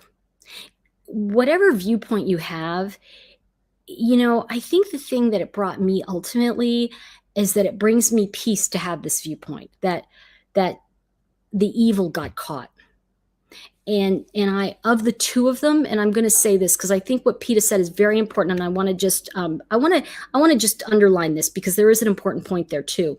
There's a big difference between someone who's extremely vindictive and trying to destroy you and somebody who's on a drug binge. Now, they're both wrong. Okay, they're not like excused, but I think when we talk about abuse and trying to destroy someone, if they're put together like with Amber, that's very different than someone who's abusive and just like hates everybody. And I don't know if I'm saying it the right way, but I don't disagree that there's, a probability that Johnny is no angel and he did some stuff. But if he did beat her the way she said, why don't we have the pictures? I would really believe her if I saw pictures, to be really upfront with you, because this was a woman who recorded every moment of her life. The only thing she didn't record is the shit on the bed. But talking about poop the bed, right? Okay. Normally I'd agree. Madam August Butterfly just said, normally I'd agree, but that behavior of beating women is instilled in a person. Thank you. You said it better than me. I'm just going to say this. You say it much better than me, madam.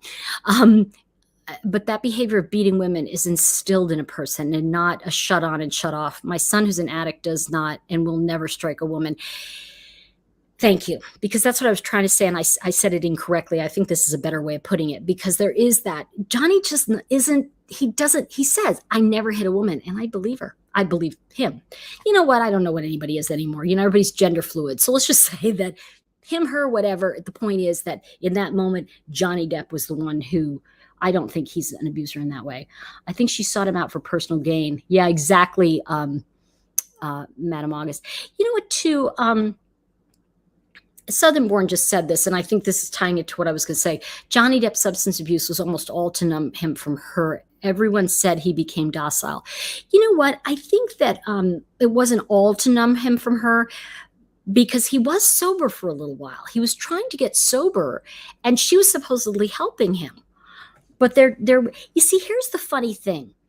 If she loved him so much, how was she so stupid as to not know that you don't go with somebody to their drug rehab? I mean, look, it's one thing to go on a vacation together. That's no vacation.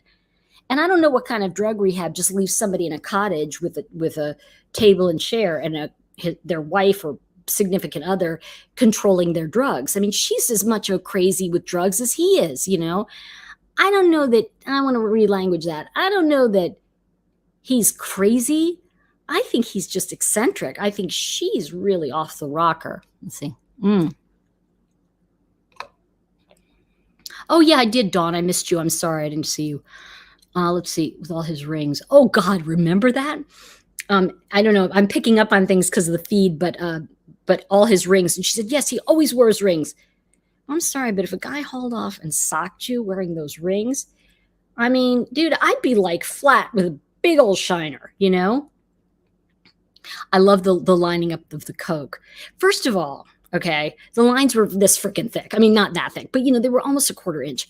What? I mean, lines are thinner than that. I mean, not that I know or anything. What was the stuff he wrote on the walls? I don't even know. And that's the thing. See, I think he was just, to think about it, he was drunk out of his mind, and I don't know what other drugs he was doing. But when you looked at him, and I said this, Trish, in another video, there's a picture of him, and he has his hand over something. It's like this, but this finger, okay. Now, see, my fingers here are kind of similar in. Well, let's see. Hold on. If I go like this, right? This finger is shorter. Okay, so you can see that this finger is shorter, this finger is longer, and this one is almost as long as the middle. But here's the thing. His fingers were like this.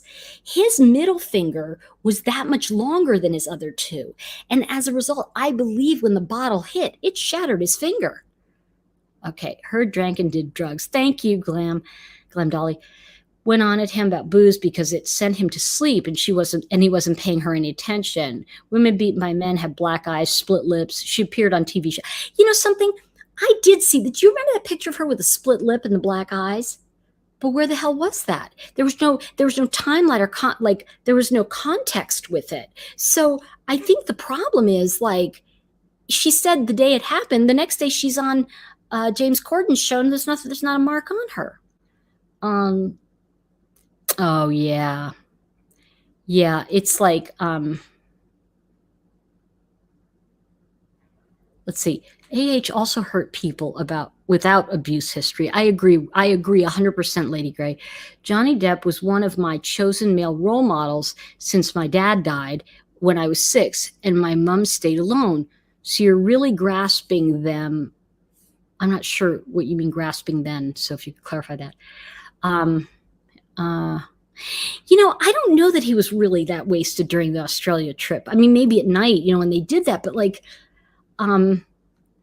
she was really drugged. Yeah, the split lip, nail polish. Oh, dude, I don't know if I could put nail polish on. Could be from doing drugs. Oh, I didn't think about that. James Corden even stated he never recalled seeing anything either. Michael just said that. I agree, Michael. I didn't see anything. And I looked at that tape and see, remember I fell like a couple weeks ago and my nose, I don't even know if it's back to normal, but it's still kind of like swollen a little. So, I was curious if she ever spoke of being abused by her father. I couldn't listen or watch much of her on the stand. I'll tell you what, it was like watching a train wreck. I'm serious. I could not look away. I was so like obsessed with it. I was like, I feel like I was a crazy person because all I did was go. So insane, out the crazy. So I want to try to wrap this up because I know we go on, but I love chatting with you guys. I really do. This was just so much fun. And I really want to go live tomorrow. So I'm going to see how I am feeling because it's been a little bit difficult. Oh, I think did my internet just jump? I think it did. Okay, hold on. Grasping some of the role model in your life. Like Phil, I listened to advice he gave in interviews Lady Gray, how wonderful that he inspired you. Michael just said, abusers who record a video don't show what caused their partner to sound and behave insane. Exactly. And they never play fair. We must always ask what happened to get them to this point. In acting, we say, what was the moment before, right? The inciting incident. And it's so true. A male juror said how uncomfortable it was the way Amber stared at jurors so aggressively. Glam Dolly said that. Again, we have to remember two things. We don't know 100% if that guy was really a juror, but he sure sounded like one because I was kind of like, but it sounded real. And the other thing is that the biggest thing to remember about Amber is a man. She is a man dressed up as a woman kind of thing. I mean, she is so masculine that I think that for a guy, it's kind of a challenge to be with somebody like that. But I do believe, and when you look at Depp, I think he's like ambi. Like I think he can be beta and I think he can be alpha depending upon the moment. But I do think that he's got a lot of power inside of him. Let's see. I would have taken him as he is. Madam Butterfly. Hello. Okay, Amber has a history of pecking at her lip. Interesting. Luna Star just said this. It's the habit that's been recorded many times, and her lip on that side was constantly split. Let's see. Hopefully, we'll be back tomorrow. Yeah, it's been really rough because I had a recognition, you guys, of why I've been gone for almost a year and a half. Almost since COVID started. And part of it was that, when my tarot deck came out, it was the height of I want to say, oh gosh, when did it happen? It came out in, bear with me, I'm going to say June of 2019. Am I saying that right? I think so. So it was right before the pandemic happened. Yes, it was. And so I was still out and about. I was still doing appearances, and there were some people, because in my tarot deck, it's like these very elegant women. The whole reason it was done the way it was done. The woman who drew it was from Ukraine. She was Ukrainian, and at the time, that was when they were being attacked by Russia. When were they not attacked by Russia? But this was in 2014. I think, was it Serbian? I don't remember, but it was that time period. And what happened to me was, and I didn't see this until, this is the whole Amber Heard thing. This is why the trial meant so much to me, is that sometimes you just don't know what's happening to you until later. And what happened to me was I recognized that, the girl who drew all the images, I write the text. I don't know where the deck is. It's probably hiding right now from me, but oh, it's on the bottom of this pile. Oh, it's this deck, the Chakra Wisdom Tarot deck. Anyway, the woman who drew all the imagery, right? It's white women. And people, I had like one woman go through every single kind of, it's just white people. And I'll never forget that because it hurt me so much. Like, why would I sit down and just do that on purpose? I mean, my other deck, Chakra Wisdom Oracle, is like, and this was like before it was fashionable. It has lots of different, ethnicities and types and whatever. And I realized when this woman said that, and then people were writing up, they didn't even like look at my work, and they were writing on Amazon. They say things like, well, it's just not diverse or something. There's no diversity to her work. And I just started to feel like, you know what? I just can't do it. I don't have what it takes to be out there. And then I realized more recently, and particularly through this trial, how much I really enjoy all of you and how much I enjoy the conversation and kind of like going into the intuitive situation with them. And so one of the things that I think will be very fun is I do have their charts, and I'm trying to get a hold of my friend Kim. She and we are really like, we used to be like negative and positive. Well, he thinks this. I go, no, that aspect's this. So she and I get on and we fight about astrology. So I'm trying to get time with her so that we can do it together because it'd be really fun. Let's see. Oh, Michael, thank you. I really appreciate your being here tonight. And I just want to really acknowledge, no offense to the women, but really acknowledge the men who are showing up and just, like really getting, and I'm getting truth bombs, just the value, how much we value you and your input, and how important it is that we all recognize this together. And thank you for the super chat. Melanie, you're so cute. I'll buy your decks. Yeah, come on down. And then, of course, they're also being copied on China took them. This was at the same time. China's taken all my decks, and they've made how do you say, pirated them. They make counterfeits. And so people are buying counterfeits, and they're messaging me going, there's no booklet. And I'm like, that's because it's a stolen deck that you just bought, because it's like I think it's $20 on Amazon for the Oracle, and you can buy it from a Chinese, fakey fake for like $5, and some of them are $2. What they're really doing is getting you on their mailing list. So it's kind of a crazy thing. And I think as a result, everything just felt like, why bother? And it was just so awful how much money I lost. And part of, for me, doing YouTube was that I had people who would help me. And so when I had the money, I was like, okay, get this done. Let's get this done. Get me up here, put this. And so when all of my money went away, and it was like, because of China, I lost like the Chinese theft. I mean, I lost almost 70% of my income. And as a result, I just didn't have to come on and do this. But now I'm like, I don't care. I don't care if I have 3 nickels to rub together. I just miss you. And I feel like we're doing a very important thing. I think that what I really learned from that is that no matter what people say about me, that's not as important as the message. And I have to remember that, and that's what I think was so courageous about watching Johnny Depp, that it was more important that he be honest and say, yes, that's true. I did write that. And I think that was a big part of it, so that was another thing.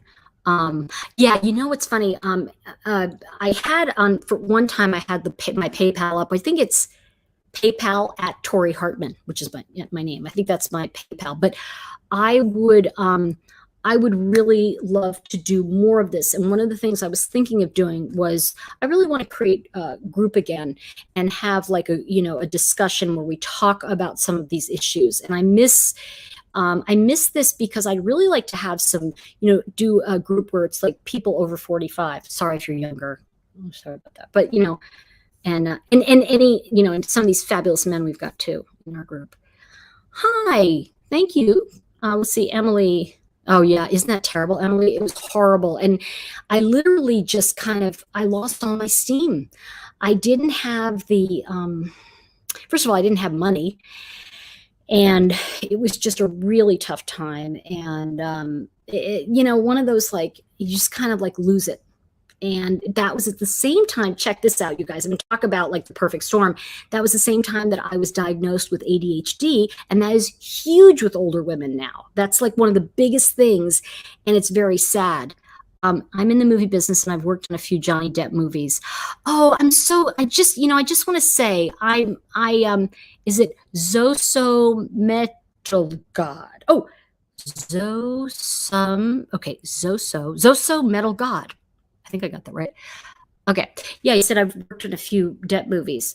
It's funny because I was talking about that. My dad loved him so much. My father was an actor, and some of you know this, but my father used to always look at Johnny Depp when he was younger and go, "He's got it." And I go, "Papa, he's 21 years old. The guy is like, you go, no, you got it. It's gonna be really big."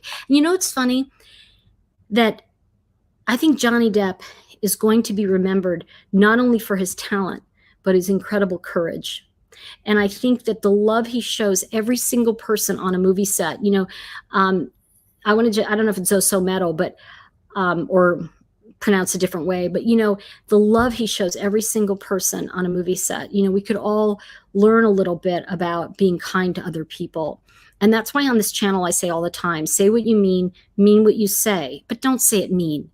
And I think I do want to have a community discussion about that, about being kinder. Let's see. Yes, Edward Scissorhands. Let's see. I do practical effects. I worked ED on all the Pirates of the Caribbean movies. Oh, cool. Electrical. Oh my gosh. Can I, that's the effects, right? Do you know, I had a question about that too. What do y'all think about him perhaps doing a Pirates 6? I am going to tell you, I don't know. It would be very interesting, though. I will say this: if he forgave Disney, what an incredible thing that would be, right? Because I'm getting truth bombs, standing up and saying, you know what? I kind of understand why they did what they did. They have to protect women. They have to protect the rights of people that have been abused. And I think there's a better way to do it, though. And I think we all have to wait for the outcome. I really think we have to wait for the courts to settle it. And I think one of the things that we've seen is, particularly with our and I'm going to say America, but, with our people of color, Black Americans, people of color Americans, they don't get justice. Let me relanguage that. In many, many cases, they felt that they had not gotten justice. And we can see that in some past cases. And I don't want to go into all the other stuff, but the point is that, so it's very frustrating when a case starts to happen and then it just goes nowhere. I mean, we can look at Ahmaud Arbery, that would have been swept under the carpet. But the point I'm making is that what we're seeing here is that what it takes one person to make a difference in the lives of so many. I mean, to some people, this was just like, I'm going to go full circle here. Some people, this was just a couple celebrities. To some of us, it was a lot more than that, because we learned the true character of Johnny Depp. And, oh, cool. He worked on Zoso Metal God, worked on all the model pirate ships. How cool is that? Oh my God. That's like so intricate too. And then Glam Dolly just said, I think Pirates ran out of steam by 5. He needs a great script to agree to go back. I'd rather see him do a new movie about serious themes. I think that whatever he does, okay, wherever he goes and whatever he does, he's going to land on his feet, because he's sincere and he has shown up for people. I saw one Pirates movie. I'm sorry to say it. We should do a Pirates-a-thon. Hold on. Oh, Scott, thank you so much. Let me see what Scott said. We're truly living in interesting times. It at times feels like society keeps degrading, but then energy totally changes. Thanks for all you do. Thank you. I love that. Buckle your freaking seatbelt, because it's going to get crazier. Thing I want to remind everybody of is 2 things coming up that I see coming up. We're already in a recession in America. It's going to get worse. It will. But just remember, if you are American, we are very blessed. If you're Canadian too, we're blessed to live in countries that are somewhat civilized still. And so, we've had some bad things happen in the past, and we will overcome them as we stand together. I think being together is the most is the most important part, of all of this, that we were riveted. And sure, there's some fans standing outside screaming for Johnny, but this was an important trial. This transcended all the crap that the Hollywood elite was throwing at us, right? And I think that's the point. Oh, I love this. Look at this. What a wonderful thing. It was 2 a.m. And oh my God, is that Oscar? No, Oscar's the Grouch. Which one is he? Not Oscar, the red one. The red one. Oops, I'm going to get in so much trouble by saying that. So it was 2 a.m. and Zoso Metal was saying that they worked on the tiny pirate ships and they pulled an all-nighter. Was that the sets or was that the miniatures that you were talking about? Johnny surprised us by popping in and brought us pizza and drinks. But that is telling you all about the person's character. So I think when you think about this, I think what we can animal. Oh my God, you remember that? Oh my God, quote of the day. We're somewhat civilized still. Yeah, right? Okay, so what I want to say too is that try to think about that. What Zoso Metal just told us, about Johnny coming in and they're 2 a.m. he brings him pizza and drinks. Acts of kindness don't have to be big, but think about this for today and for tonight, as some of you are going to sleep, some of you are getting up.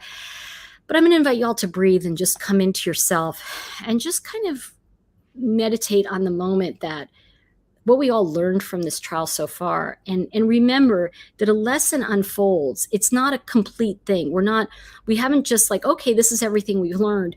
This is going to impact who we are and how we communicate going forward. And I think that's very important. And having this discussion of like really, really remembering that Amber Heard destroyed herself. But you see, that was necessary so that we all could learn what an abuser does. And I'm sorry that it's a woman. Okay, I am. But, it's kind of like I'm embarrassed because here we go, But here's the thing. No, what's good is that we saw someone who really lied and really perhaps was abused a little bit. I'm not going to, but the thing is that she was so hell-bent on destroying him for it. Her abuse became worse than anything he ever could have done to her. And I think that's the key to that. One of my favorite movies too, Aunt BB, was Donnie Brasco. That just blew me away. Animal. Where's the animal coming from? Wait a minute. Let's see. I just found. Oh, you mean the animal. Hold on. That's Animal. I'm going, who's Animal? Animal! Okay, doesn't Animal have a Geico commercial? Is there one like where he's in, it's like, I forget what it was. Oh, it's really funny. Anyway, okay, let's see. Johnny Depp saw I liked skulls, and he actually gave me a skull ring when the movie wrapped up. I still have it, and I've been wearing it to support him. You know what? Good.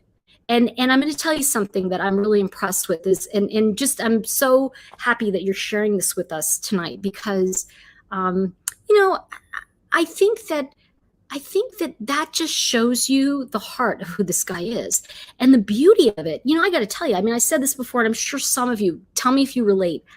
I didn't really know much about Johnny Depp. I'd seen him in a few things. I knew he was a talented actor, but when I saw him on the stand, that guy could read me a phone book, okay? I am telling you, he was riveting, because what came out of him was raw truth. And it just fell out, and it was like, and sometimes, I want to remind you of this, sometimes we get fooled because the truth looks like a lie. And then when we really sit still with it, we go, wow, that person is that good. And I'm really, really,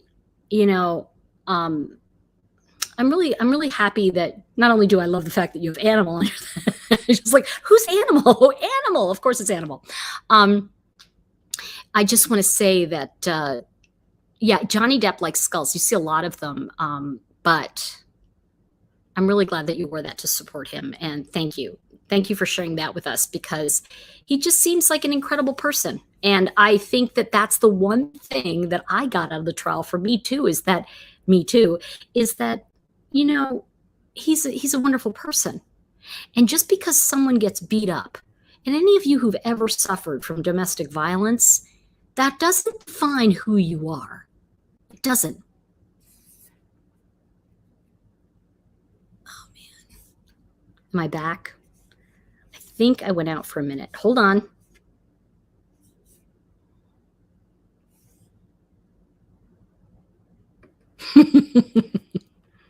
I don't know if I'm back, you guys. I think if you can see me, just let me know if you can hear me. Okay, let's see. Wasn't somebody to work at all. But as a decent, honest human being conned by a violent abuser, I agree. Okay, good. Thanks, MM. We constantly gave women more and more, power, to destroy a man's life. Just like any crime, of course, you need some evidence or credibility testimony when you accuse someone of crimes. I think that this, I want to just talk about that for 1 second, because I think there are so many women that suffered in silence. And I think that's the thing that's so incredible here, is we really got to see. I feel like I'm doing a bit of an Amber Heard tonight with all of this hair. I'm just trying to be as unkempt as her. But the fact is, she had 7 people make her look messy. Okay. This was me just going, okay, I got to get on. Let's see. Good. Thank you. Because it dropped out on my end for a minute. To be honest, I think he'll make a movie about this and make it extremely funny. Yes, I can see. Okay, good. Thanks, Dawn. Exactly. Michelle, it defines who your partner is.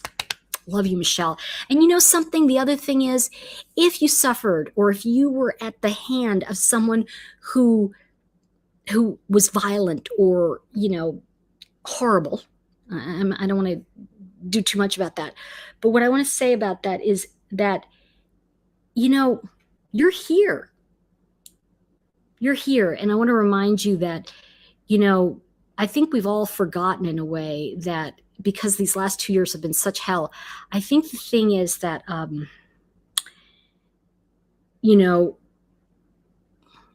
sometimes we carry those wounds with us, and well, we always do, but I think we carry them as if it's like, oh gosh, I don't want to get hurt again, or I don't want this to happen. And I think what I want to say is that it's what Johnny Depp did. It's what Johnny Depp did for all of us. He said, this is my story. This is what happened. And he listened to some of those recordings. And, I love that he said he was never going to look at her again, because she kept trying to get him to look at her. In everything she did, she would look at him. Abusers, you don't want to look at your abuser. You don't want to look at your abuser. You don't want your eyes on them. I don't ever want to see my abuser again in this lifetime. Now, does that mean, I've forgiven? No, I haven't forgiven him. I'm smart. But I've forgiven myself for loving someone who betrayed me. And that's a real key to this, guys. It really is about understanding that we all make mistakes. It's kind of like, there's a wonderful, the book, Women Who Love Too Much, which should have been People Who Love Too Much. But there was a wonderful moment when she says, there's no flaw in getting into a bad relationship. It's when you stay long after the affair is over. That's where you get into trouble. Megyn Kelly did fantastic. Oh God, I love Megyn Kelly. I agree with you, Glam Dolly. I don't think this is a bad thing for women. I think it's a good thing for us, because you know what I think it does? It levels the freaking playing field. Meaning, what I mean by that is that it really kind of makes a liar think twice. See, that's what I think. I think if I were lying, I'd be like, oh, I don't know if I want that exposed. But the problem is, the liars are the crazies. So, but I do think that it puts in perspective the idea that it can happen to anyone. And that's the beauty of Johnny Depp standing up. So let's see. So this thing, usually you see injuries on photos. You know what? It's like, you don't start taking evidence if you plan to stay. You do that when you plan to leave. Thanks, Lady Gray. But, there's another thing that we have to remember, is that the therapist told them to do that, to record their conversations anyway. Gotta love that about Johnny, sticking to his word about never looking at her again. What an incredible man. What an incredible man. I'm going to think, by the way, I don't know if he's still here, but I'm going to think about Animal and that skull ring for a long time, because when you receive a gift from someone who you know is a good person. And I've heard so many stories about this guy, about Depp, and I just haven't heard horrible things about him. Brittany, so good to see you, sweet pea. You got to watch the replay. There were some smart things that were said tonight. Believe it or not, they weren't all said by me. Let's see. Everybody else said them. Let's see. Weirdly, even Johnny was more credible because he had less evidence of her abusing him. It was the photos out of daily life that had nothing to do with the incident, but what you usually would get. I think, though, it was the recordings that damned her. And remember, it was about whether or not she had intent. And when she said, I didn't punch you. I didn't punch you. You were hit. Be a man, Johnny. Okay. Oh, you are here. Okay, Zosa Meadow God. I just wanted to say, I'm really, it keeps knocking out on me, and I think it's because we're having weird weather tonight. So, okay. I'm glad you're still here because I wanted to say about the ring. What an incredible gift to have for the rest of your life, and to always remember that you know somebody who was so kind that he literally brought you guys pizza in the middle of the night when you needed it, but also who stood up for the rights of so many silently abused people, and he wasn't going to take it, and God bless him. Oh, exactly. Lady Gray. Yeah, if Johnny had said the thing about, I didn't punch you, I hit you. Be a woman. I mean, yeah, exactly. I worked in healthcare and with domestic violence survivors. The alleged essay with bleeding would lead to infection and lack of mobility. She'd require medical treatment. Which one? What essay? It's all the initials, guys, that I don't get. Sorry. What is the essay? Is it something? Substance abuse. Okay. The alleged substance abuse with the bleeding would lead to inflection and lack of mobility. I'm glad you said that, because she was like, oh yeah, there was glass everywhere and I was barefoot. And I'm like, dude, how come your feet are beautiful? My feet would be exactly seeing. Let's see. Did a similar thing happen to Brad Pitt with Angelina Jolie? I don't know. And I think the thing that's most important here, sexual assault. Thank you. Okay, got it. Thank you for saying that. Thanks, Kathy. I was like, essay, because it's all the initials, they garble. And thanks for saying that, CA. Something, she took that sexual assault and she embellished it. I think it was from her assistant. If Amber would have sought professional medical attention after being seriously hurt, something, look, something, anyone who has that level of serious assault, go get help.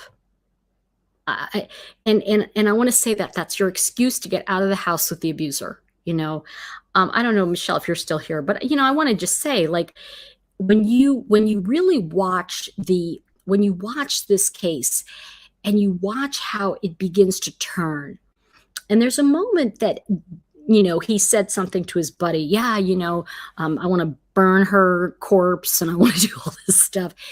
Okay, first of all, have you ever been with your bestie and you're sitting there and you're going, I hope his toast burns tomorrow? No, I hope they set his toes on fire. Something, I hope somebody rolls him down a flight of stairs while he's on fire. You say that stuff to your friends. You're kind of like, you don't have to be high to say stupid, crazy, insane things, because it's you just kind of escalate stupid. All right. But that's not something you want out in the world. It's not something you mean. But that's the thing that I think where the tide turned. It's when he even said, I don't mean that stuff. It's just something you say to somebody. And how so many of us went through the past few years of somebody twisting our words to mean something it wasn't. And that was something that really came out in this trial too. I agree. There would have been, Glenn Dolly, there would have been corroborating evidence. Yeah, Michelle, what I wanted to say is that, because you've posted some incredible stuff on some of the other excuse me, feeds, and I do want to say that, you know, watching it really starting to wrap your head around, especially, and I want not just you, but other people, you know, if you've been a survivor of abuse and you start to look at this, you know, I can see truth bumps. I'm getting goosebumps, so I get truth bumps. I can see how when you're looking at it, all of a sudden you start to go, wait a minute. It starts to turn. Do you know what I mean? Like all of a sudden you're going, wait a minute. If she's been abused by him, why weren't there any pictures? And, you know, why is she saying that to him? Or, you know, and why does she have nobody standing up for her? I mean, not even like, don't even start with me with about, you know, what's his nut? Tesla guy. You know, that's his baby, but whatever. That's my opinion. Her face after said her dog stepped on a bee. Oh my God. She's just nuts. Would have wanted all the attention she could get at John. Oh yeah, I agree. Michelle, that's the point.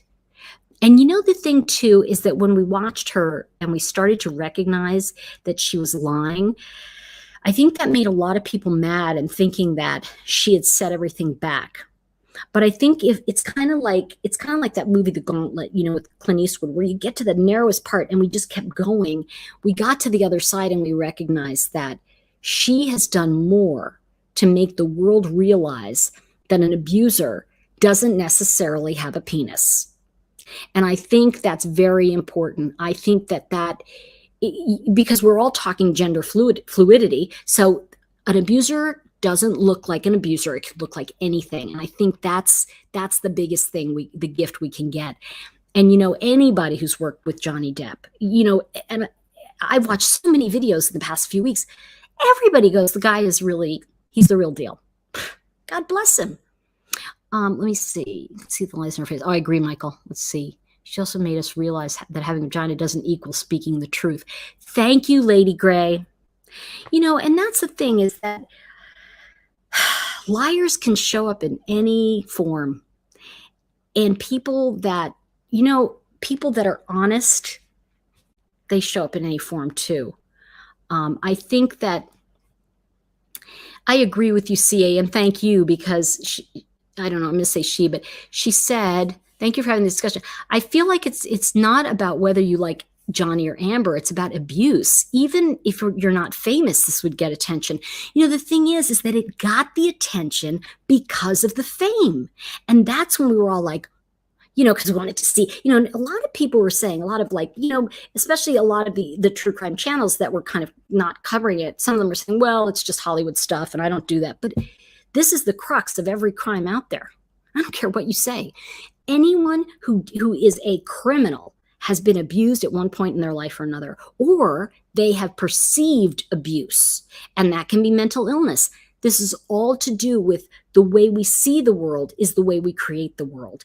And that's the truth to it. So thank you, because I'm glad, because being a nurse and coming on and saying that, of like CA said, you know, if she had actually been sexually assaulted like that, she would have been bleeding all over the place. And that's the thing, is that she just sensationalized horrifying things that have happened to women in real life. And it's just, yeah, it's pretty awful. She spoke directly to the jury. That threw me off. Yeah, when she spoke directly to the jury, it unnerved me a little bit, because, you know, a couple times like Johnny would glance over, but he wasn't like, and I want you to know what I think, you know, like she'd be like, and I want you to know. It's like, I just almost felt like she was distorting her face in the camera, you know what I mean? Like this kind of thing. And I'm like, don't look at me, you know? Yeah, exactly. Let's see. I would like to privately email you. I think okay, if you want to send an email, send it to support@Tori Hartman, because my assistant does make sure I get those emails. Okay, and let's see. Is it true that Whitney was her surrogate? I really feel for the baby girl who raised... I don't know. I bet you it was Whitney. I didn't even think about that. Wow. Amy 007. just said, is it true that I thought you wrote Whitey, like Whitey Bulger. I'm like, really? I didn't understand for a moment. I was thinking of the what's the movie about Whitey Bulger? But anyway, I really feel it for baby to girl to be raised around Amber. Oh gosh, that's not off subject. That's like another, you just whoosh, opened another can. Let's see. Liars need to scan your face to see how they're doing. Ooh. Well, you know what? She does heal fast. Isn't it just incredible? Well, she is actually a superhero. And I think when you look at that supernatural stuff that goes on with her, can I just say something? It's so off color, but I'm just going to say it. Her hair in Aquaman looked so awful. Like, she has beautiful blonde hair. And then to that red was just like, you're kidding, right? It was just horrible. Oh my God, I'd be a bit surprised if she got Whitney to surrogate. Yeah, exactly. Why didn't she give birth herself anyway? Scared of stretch marks? I don't know. I don't know. And I'm kind of like the thing about not having children, because remember, like Nicole, was it Kidman? She used surrogate. But sometimes some women are just shaped where they can't have a child. I mean, look at Amber. She's like this. And one of my best friends from high school literally could not carry a child. So she had to have a surrogate because she was like shaped like this and she didn't have the hips. So there's certain things you need. Yeah, I agree. I'm going to, if she is that bad, can you imagine her as a mother, her poor baby? You know what I think, again, CA just said about Amber as a mother, if she's really that sick. But I want to say something, which I think is going to be important. Children energetically and spiritually, they choose their parents. And I think this is very interesting because she chose a mother who, think of it this way, she chose a mother who is just really not well and is going to make her, the baby, her entire life, right? That baby's going to get all the attention Amber didn't get, okay? And then the mother chose a father who had eggs, cooking somewhere with her, and he wanted them destroyed. So we're looking at some things that are kind of like she's already born into a woman, if you will, or born into a life where Amber is doing everything against this man. I mean, come on, if a guy literally is like, I want you to destroy those eggs, I mean, I think that's probably the payoff of $500,000. That's just, again, this is an opinion, a little guessy guess. I could be completely wrong. But when Elon Musk gave her $500,000 for her donation, my vibe was that might have been, look, I'll give you this if you get rid of those eggs. What was he thinking too? Yeah, her baby's going to be writing a Mommy Dearest book, or that baby's going to be someone we're all talking about on the crime channels. Let's see, Kim Kardashian, her two younger babies by surrogate. Yeah, it comes to a point where sometimes it's very hard on a person and they can't do it. Elon is the father. I don't care what anyone says. Michael, I agree. Oh, I didn't want to say that. I didn't want to say that. I agree. And I think that, that's very unusual, though, for him to not even acknowledge it. But I think he paid her off. There we go. Patty said her baby. Okay. The sterile thing may as well be a lie, but it just low-key feels wrong to jump on that one. I think the thing is, what's most important here is that she felt being a mother was so important, and she had such a lousy childhood. She thinks she's going to do it better. Just wait till that kid turns on her in 20 years. Because, I don't think she's going to be able to handle the terrible twos, the teen years. Can you imagine when that child starts talking back to Amber? It's going to be, whoa, insane. Let's see. I don't get the fuss about Amber Heard, truly. She's no Grace Kelly. No. Okay. Amber Heard is famous for being beautiful, and that's about it. And I think that, why Elon? Hold on, Sam. Oh, Scott, you're not a woman. Okay, hold on. Okay, Elon. Okay, so Elon's very odd, but I will say this about Elon Musk. That baby's never going to want for anything. No matter what happens, she's never going to go broke because Elon will put the money in. Let's see. Okay. Money, money, money. Exactly, Michael. Let's see. Ooh. Okay. All right, here we go. Let's see what Zosa. I'm going to call you Animal from now on. Animal. well. Okay. Animal said the first Johnny Depp movie I worked on was Ed Wood. What a great movie. You know who was in that? He had one line. I didn't even know that. My friend, oh God, I can't even think of, not John Cusack, his brother. He had one line, and he and I were friends for quite a while. Last two movies was Once Upon a Time in Mexico and Dark Shadows. Oh my God, I loved the series Dark Shadows. Anybody remember the series? Scared the out of me. I still can't watch it. And it was so creepy and it was so fake, but you could, just give me the creeps. Let's see. I agree, Glam Dolly. Here you go. Okay, Scott, I don't know where you are, but I'm just going to, here's Trish coming in with like a truth bomb. He's rich. Okay. Amber only wants men that can forward her career or her lifestyle. And let's face it, no matter what you might say about Elon Musk, he will never let his child starve. So there you go. Gee, we're just helping each other all over the place here, are we? The men are going, why? And women go, oh, it's because of this. Oh, okay. I love Ed Wood. I do too. You know, that was actually, I believe, it at the wrong time because I think Depp was too young in a way when that movie came out, like in his career. But boy, was he funny as anything. He was great in it. I know, Patty, right? I love Dark Shadows. How is social services working in the U.S., by the way? Germany here. Germany. But with that verdict indicating she has violent tendencies, will someone go and check on the situation? Not necessarily unless it's reported. So in other words, the way it works here is that she has to be reported. Now, even having the violent tendencies, that doesn't prove that she's beating her baby. So we have to be clear on that. And also, technically, she's the mother. So it is her child. And social services can't just announce that they're walking in someone's house unless it's an adopted child or a, you know what I mean, temporary. I forget what that is. My brain. Okay, so no, we can't. In America, it's different in the sense that, and it's funny, I was trying to explain this to a friend of mine who was visiting from Germany, and he was like, I just don't understand this. And I go, what do you mean? He goes, well, if you know something's wrong, how come you all just don't change it? And I said, here's the thing people don't understand if they're from another country about the United States. We are United States. So every state may have a different law about childcare. So you could have particularly like a surrogate situation in one state, and they may have different laws about that than another state.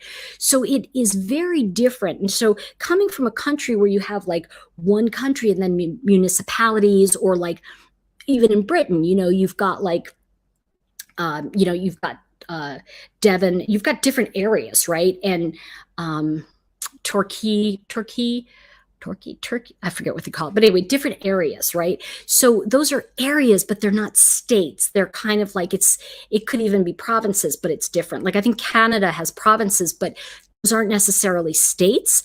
But the point is that we don't have, our federal government and our local government is different in this way.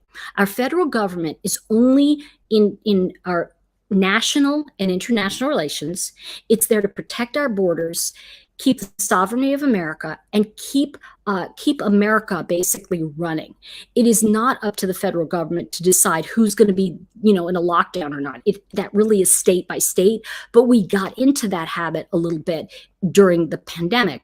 And I think it baffled other countries when you'd be like, how come Florida doesn't have it and New York has it? It's because state by state, they decide what their rules are. So when you look at Germany, and this was interesting to me because a lot of German people don't know how that works here. And I certainly don't know, how it works in Germany, but the point I'm making is that's very baffling to people. Like, well, if people are just hungry, why don't they just have a national law that feeds everybody? And it's like, yeah, the states take care of that. And he was like, oh my God, you're kidding. And so it was a fascinating conversation about what we don't know about other countries could fill books, because that's where we make these assumptions and we don't know that, So in terms of, Amber, there may even be different laws where she had the child in California than anywhere else, if that makes sense. And California is the most liberal state. So,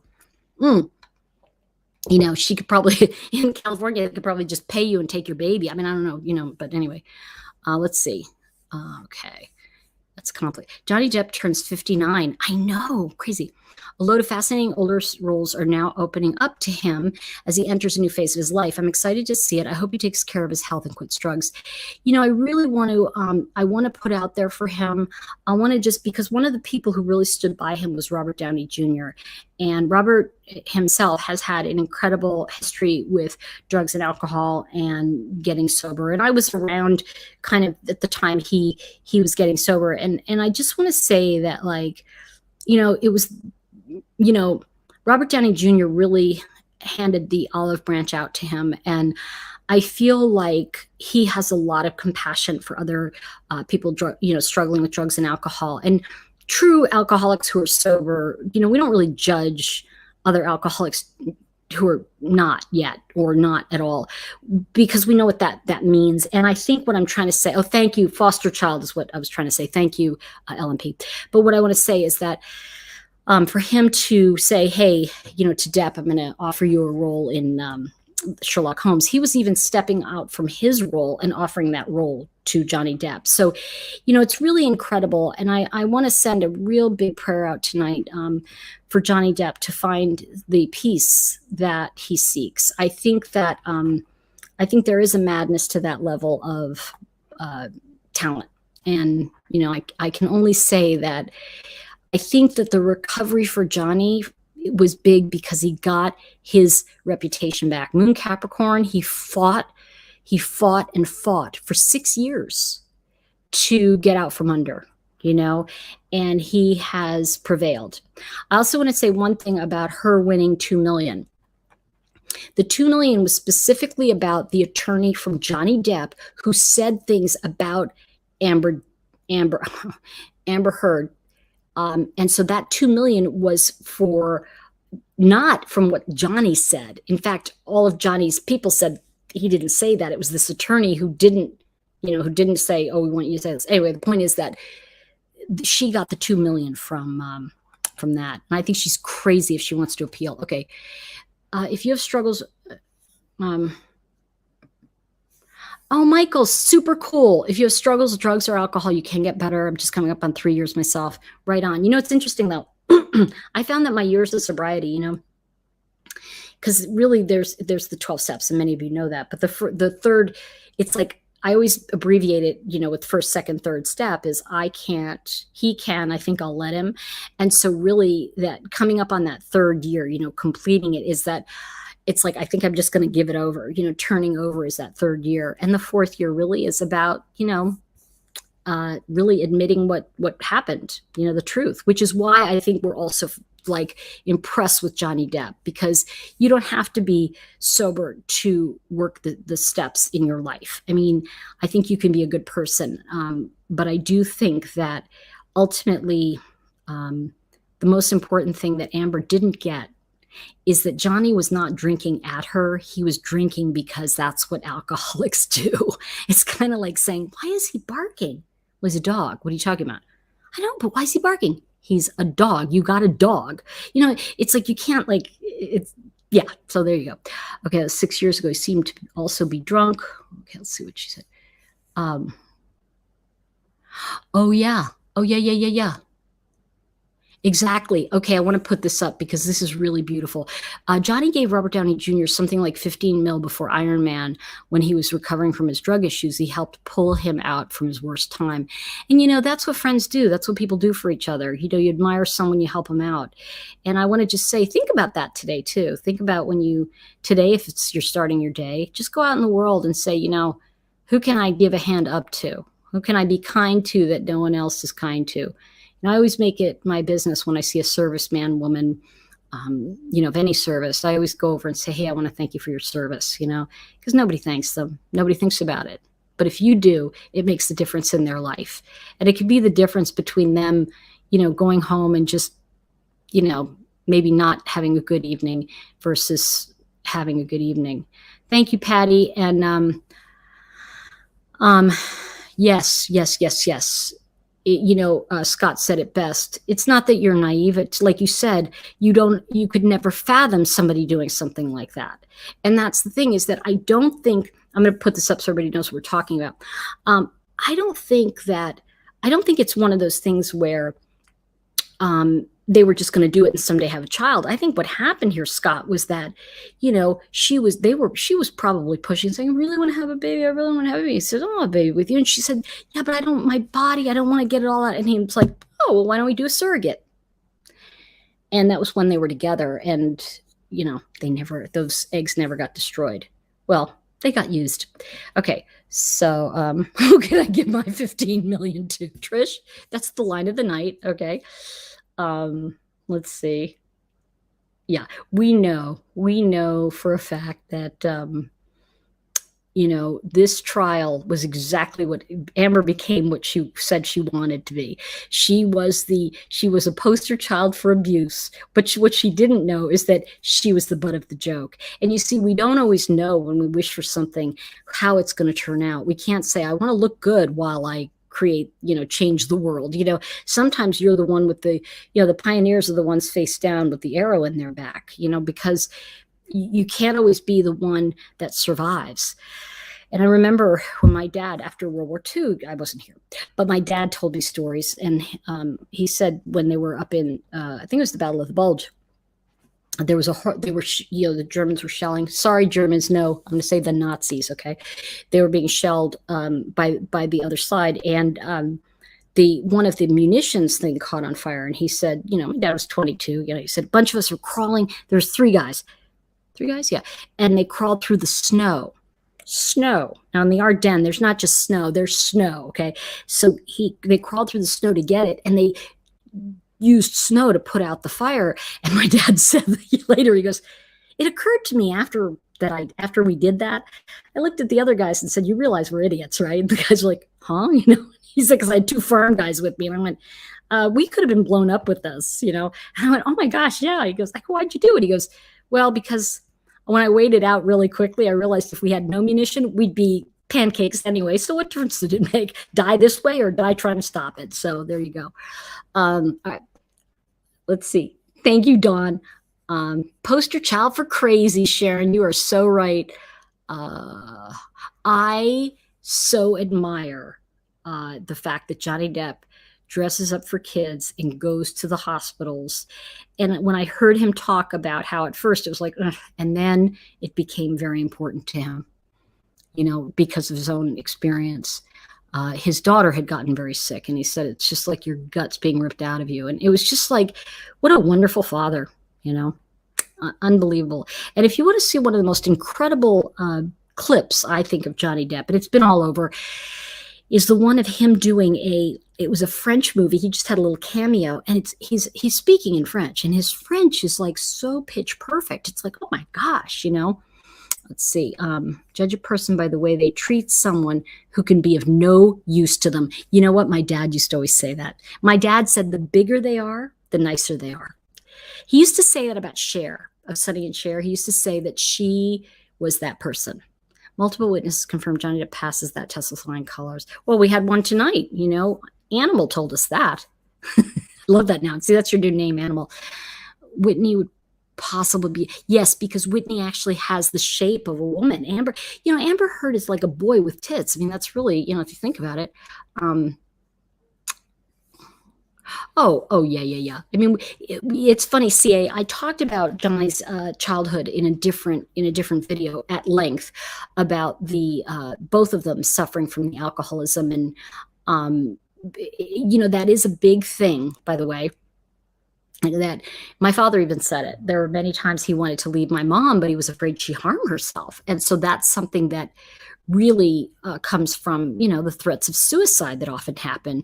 And it's interesting because even though he's the abused, right? And in my family case, my father was the abused one. My mother was really very vicious alcoholic. And let's see. Okay, Animal said, you got me going Animal now. Last big movie I worked on is the new Jurassic World Domination movie coming out June 9th. How interesting. At the wrap-up party, everyone supported Johnny Depp. There's a lot of important high-ups there. Yeah, I think that by then, and I'm glad you said that, Animal, I think by then the heads were turning because they realized, and this is the whole problem, and I'm going to say this, I know it may not be, received well. But this is the problem with that whole woke thing of taking what they think might have happened and then damning you to, in all to hell for the rest of your life. And I think it's the idea of canceling someone before you know the truth. It's like, and I go back to the thing I said about like so many of our people of color Americans, really, they didn't get justice. So waiting for justice is not something that is like they're going to go, oh yeah, it'll come soon. So I think that's something we have seen a lot with the kind of idea of like canceling someone who we don't agree with. And you gotta wait. You gotta wait for the outcome because we still are innocent until proven guilty. And boy, was Amber proven guilty. Okay. Oh, Kung Fu, you're still here. Good. Whew. My life is complete. A lot of people, mostly not famous, that have committed suicide. Thank you. Yes, yes, yes, yes.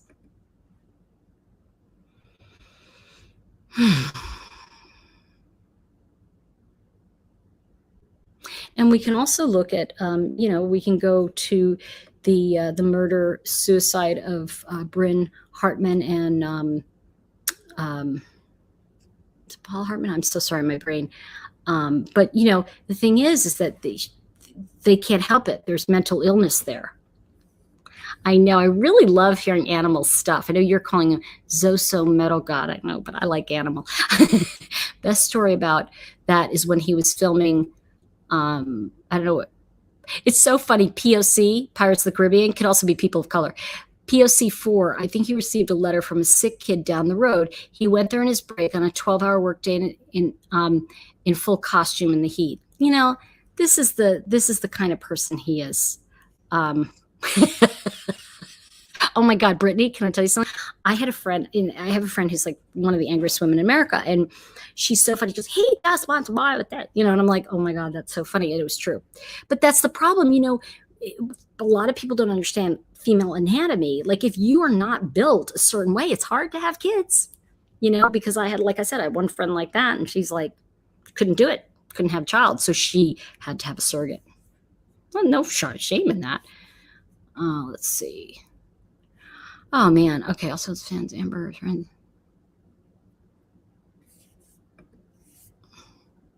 Who hates their fans? Can I tell you something? It's like that is really like self-hatred. People that it's kind of like that. What is it? W.C. Fields thing about I'll never join a club that wants me as a member. Well, there you go. Look, as they say in Hebrew or American Jewish, my dad used to say, he's a mensch, good guy.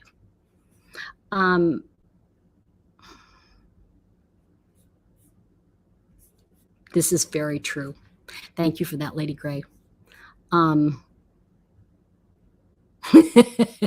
Will, you're gonna pick up imagine somewhere right now. I can imagine that because there's someone out there at Disney trying to rake in the 300 million they're gonna have to pay Depp and rounding up the million the alpacas was my favorite. This is the genius of Depp. He is just so intelligent. It's like, oh my God. What's funny in all of this? I don't think Johnny Depp looked bad. I don't remember him looking bad. What's funny? Think about this, you guys, and I think this is important. Thanks for that, Glam Dolly.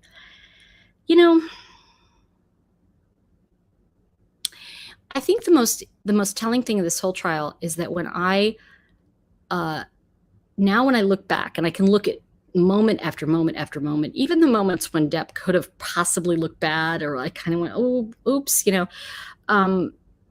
I still look at it and I go, I don't remember him looking bad.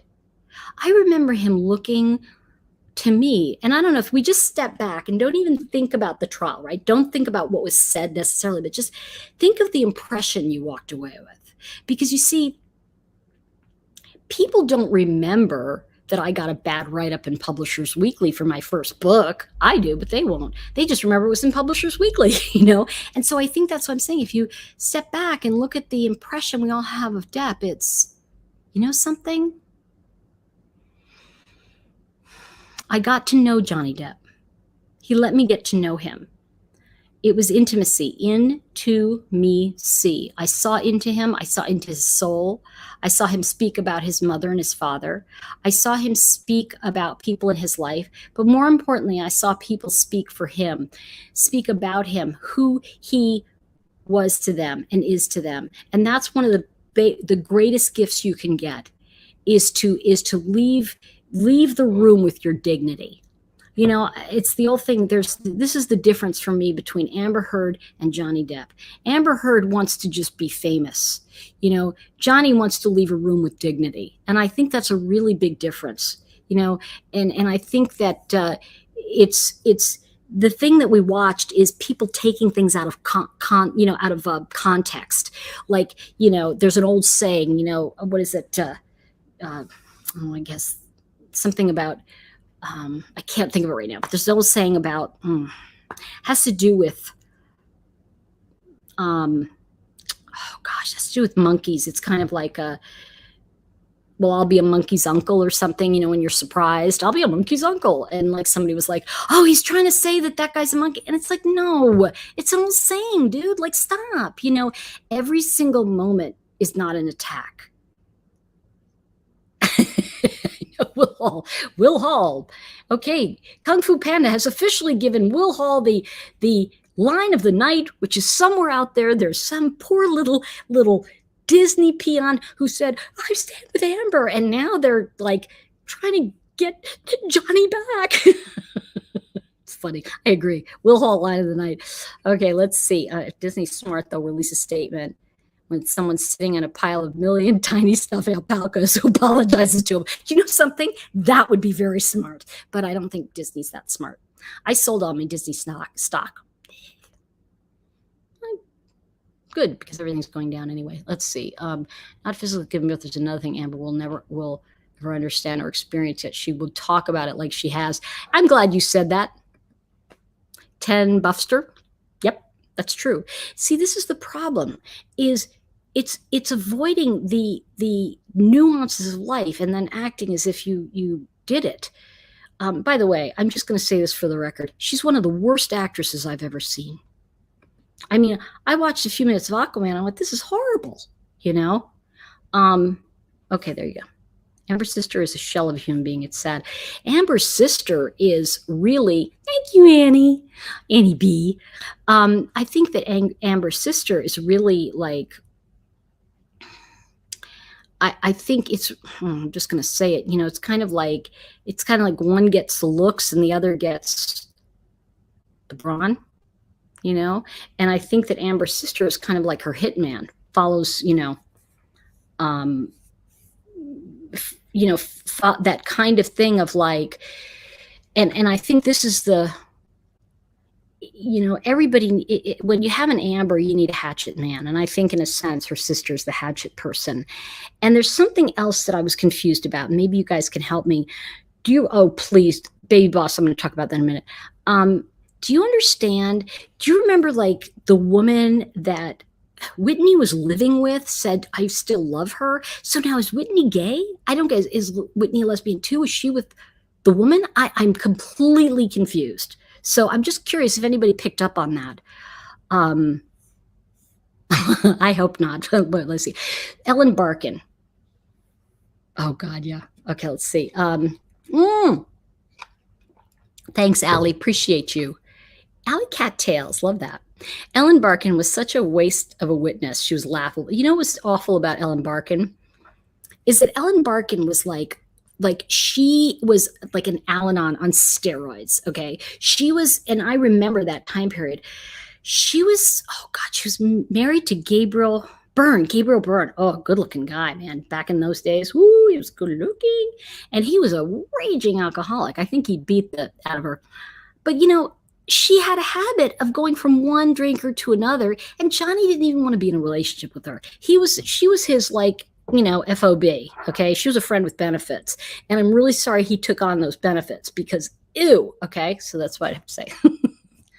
Is anyone having difficulties with super chats? That's interesting, Kung Fu. You know, somebody else said that to me the other day. They go, we can't do super chat, and I wonder what's going on because, yeah, I don't know. Anybody else? Okay, Scott. Amber's acting coach said she couldn't cry while acting. Boy, did everyone agree on that statement. Yeah, she was acting and she couldn't cry. Now, Baby Boss, you said something. I want to go back to that. Oh, yeah. You've tried it twice? Dang. With the huh. Oh, okay. They're slow to process tonight. I think they're like, laundering the money. Yeah. And I don't understand. I have to look it up, but there's a difference between like something with super chat and then paper or something. I don't know what that is. Okay.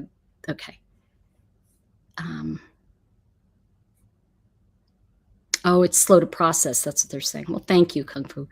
Ellen Barkin was like genuine with me when asked about the guy I wanted a relationship with, but he dumped me because he didn't want a relationship.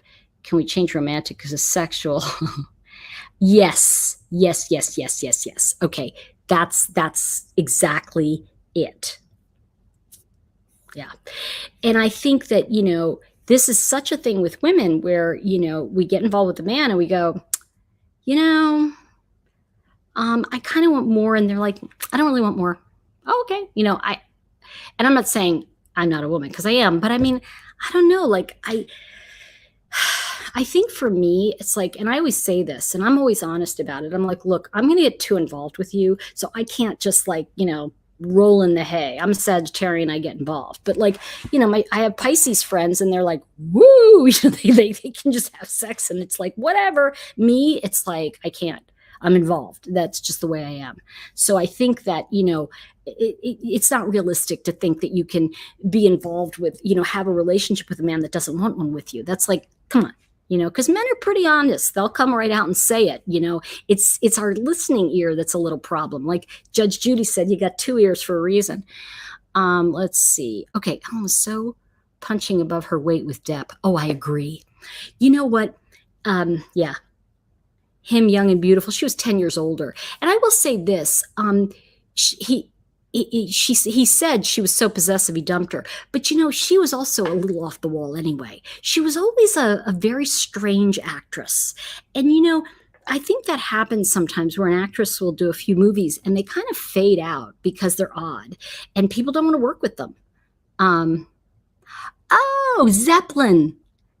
Got it. Okay, that's it. Okay, that's what it was. Okay, thank you, because I'm going, Zeppelin. Okay, Zoso Battle God. Got it. Okay, drummer. Woo. Yeah, well, of course you're drummer, because everyone around Depp has some kind of musical connection in some way, right? Let's see. But you have to be real petty to keep that grudge for 20 years, 30 years? Yes, I think that she was, something? I think that the worst thing that Ellen Barkin could have done was say something about that. Because, look, yeah, sure, he threw a bottle. He was what, 20-something? Give me a break. This is the thing today. Like, we make everyone responsible for something they said when they were 12, and it's like, give me a break. He threw a bottle. Okay, didn't hit anybody. Lucky. Let's see, I was watching the Kennedy Honors for Led Zeppelin from 2012. It was really good. Oh!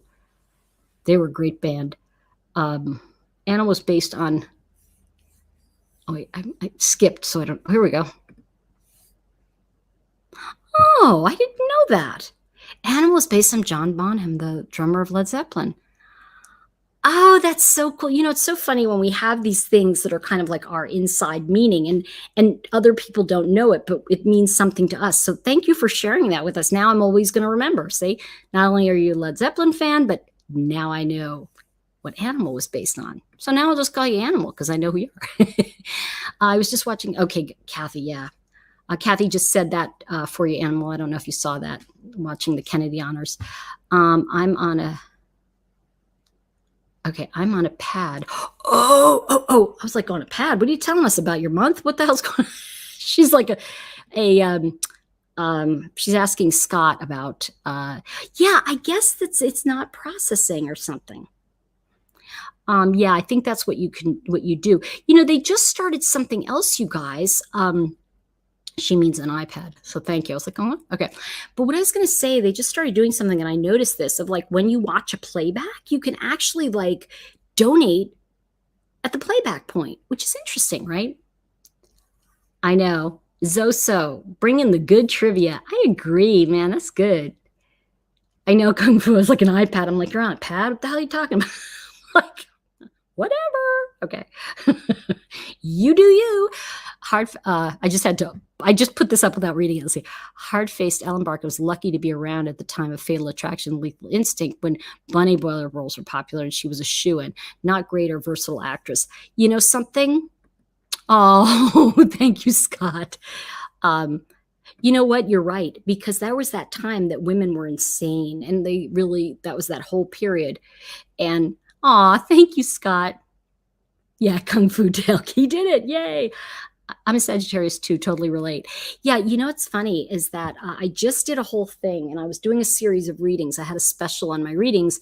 I don't always put a special up, but I wanted to do something because a lot of people were very confused about the recent Mercury retrograde. And there were some interesting retrogrades during the Depp trial, particularly, if I'm not mistaken, it was a Saturn retrograde that was hitting Depp. And that was fascinating to me because it means if you work hard, even a retrograde, retribution comes back, but you win. It was a very interesting thing. I have to pull that out. Yeah, I was doing last week. One of the things I believe about a retrograde, and some of you have heard like, oh my gosh, Mercury retrograde, I'm going to die, like, or everything goes wrong. Well, I only sign contracts in retrogrades. And why? Because I have a planet, Mars, natally retrograde. Thank you guys. I appreciate Kung Fu, and I appreciate you, Scott. I really do. I'm glad you're here. It's so nice to have like some guys around. Let's see. God, Glenn Dolly. I'm sorry. I just laughed over that. I don't even know what I was talking about. Forgive me. Let's see. My chat was for wisely teaching through your own experience. Oh, thank you. Thank you. Thank you. I appreciate that, Monica Cook. Okay, Scott, it didn't work. She didn't say Depp threw a bottle. She said he tossed a bottle. Okay, I missed that part. Thank you for the correction. I appreciate that. Because I just didn't imagine that he would okay, I can see the difference. Because like to me, it's like overhand and underhand. Well, tossed. Yeah, I could see that. Okay, yeah, makes sense. Let's notice the last day sitting. Okay.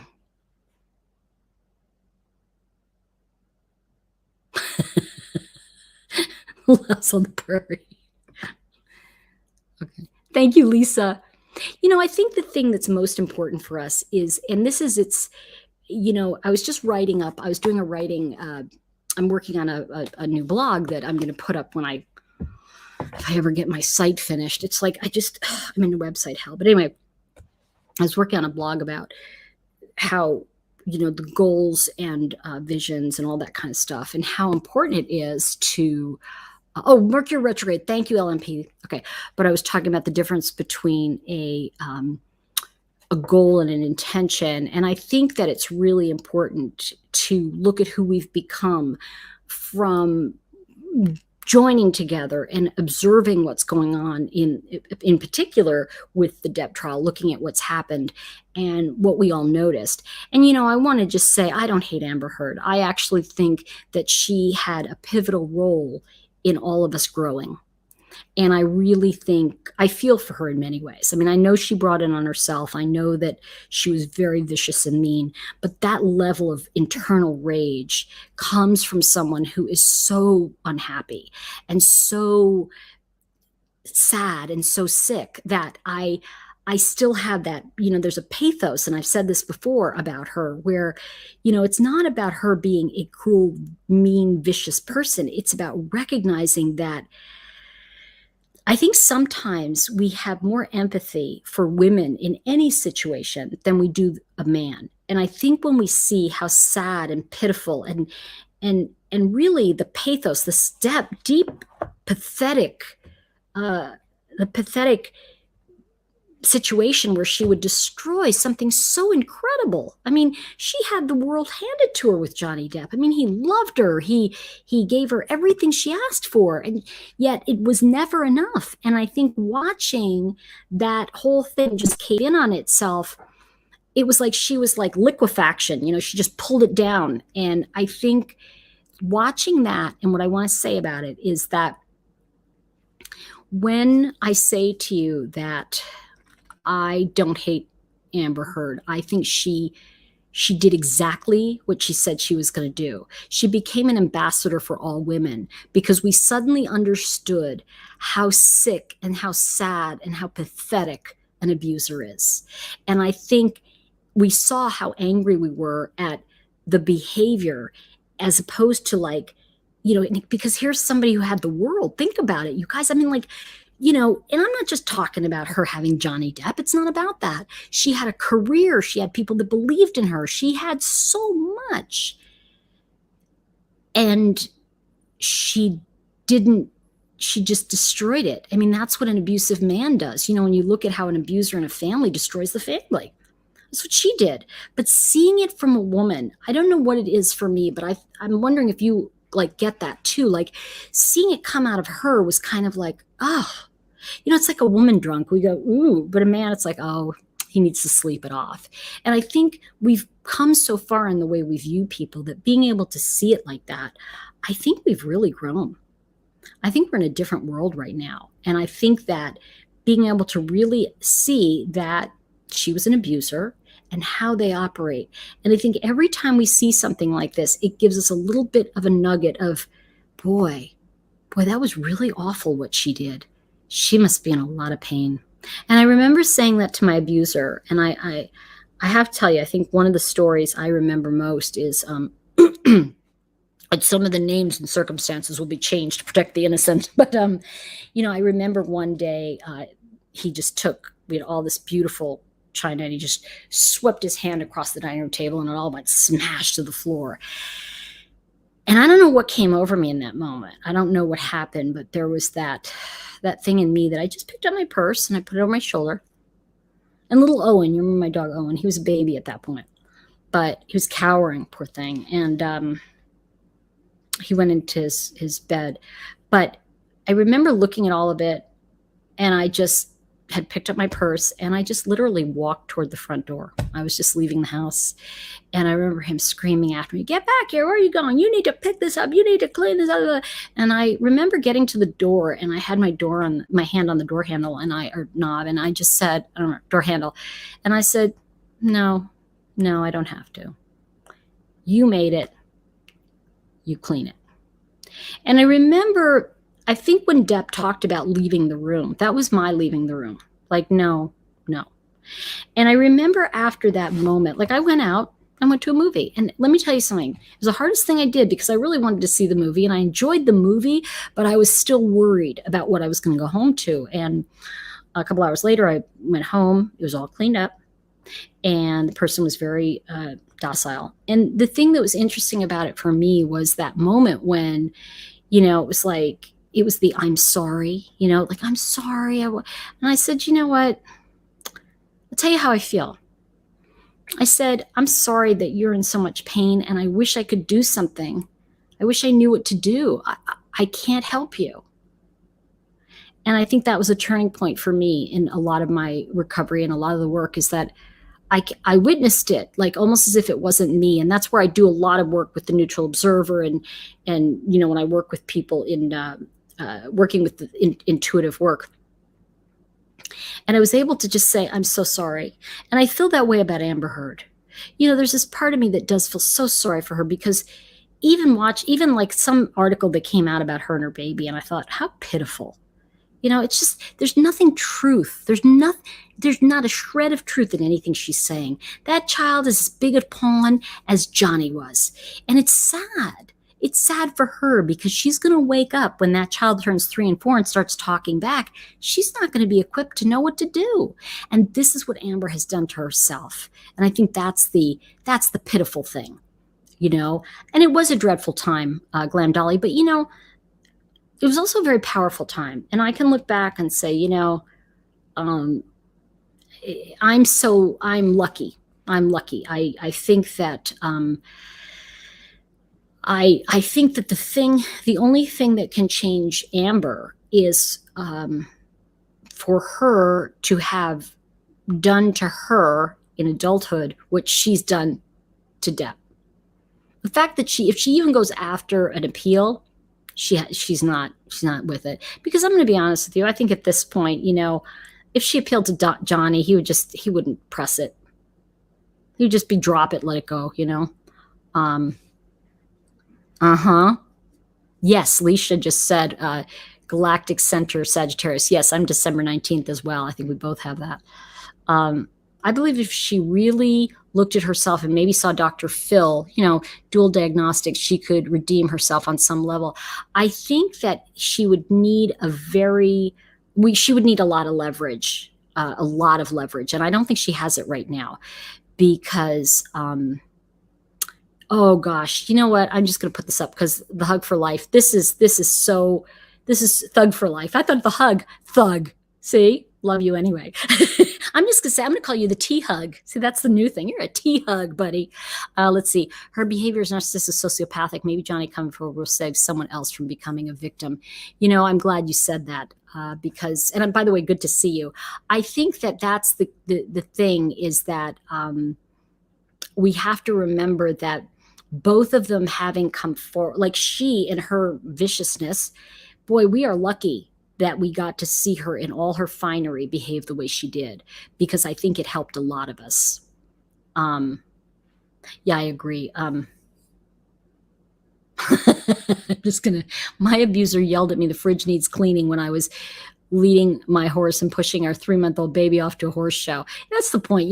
It's like the crazy. And the thing is that if you almost could put the words to it, if you really could just put it in, like, listen to that and just take it and put it in a 3-year-old going, I want you to come here and do something for me. What the hell is that? I tell you, Dr. Phil's a hard pass. I'll tell you something. I don't care where people get help. I don't question it. If somebody goes on Dr. Phil or they go talk to Dr. Oz, I don't really care where they talk to somebody. If they can get help, have at it. I'm not a fan of anybody's anymore because I think they've all become a little bit too appeasing. Yes. Okay. Thank you, Lady Gray. Looks like that might be the officer. Ooh, what's this? The officer from the original incident was from the Highway Vehicular Manslaughter Unit. Oh, I want to get that information. I missed that. Let's see. Yes. This is it. Okay. Go ahead, hit me. Because there does come a point where a calm comes over you, where you go, it's not me.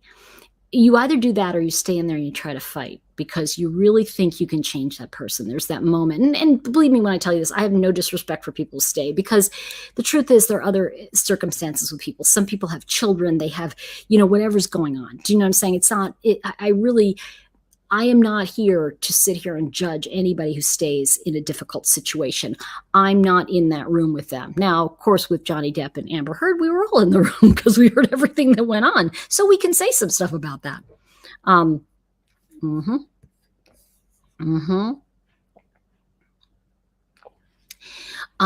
T-Hug. I like that. I'm going to call you T-Hug. T-Hug, what do you mean about the officer from the original incident? Was that the one you mean when she came to the house? I remember. Yes, exactly, Michelle. Don't trust her. I fear for Amber's baby. Yeah, Luna Star just said it. Amber never sees herself as wrong. I think it's different than that. If you will bear with me for a moment, what if it's that she sees herself as being so wrong, but she has, let me put it this way, she has been more wronged than she is wrong. That makes sense. Like, in other words, if you take it for her, she's like, I've been wronged so many times and all these people are against me and social media, you don't know what I have to endure, blah, blah, blah, blah, blah. Meanwhile, she doesn't think that, attacking a man or his children that's nothing, because that's not as bad as what's happened to me. And I think that she weighs it. You know how they talk about people on a scale of like points, it's this or this. That's what I think. Oh, she was arrested at 17. Oh, right. I remember, you're right about that. Okay. Lady Grace said, oh, yeah, she was arrested at 17, I think, for driving with a suspended driver's license. And then it was suspended until her 21st birthday. The report of the arrest was forwarded to the vehicular homicide. Yes, someone died in that, didn't they? That's true.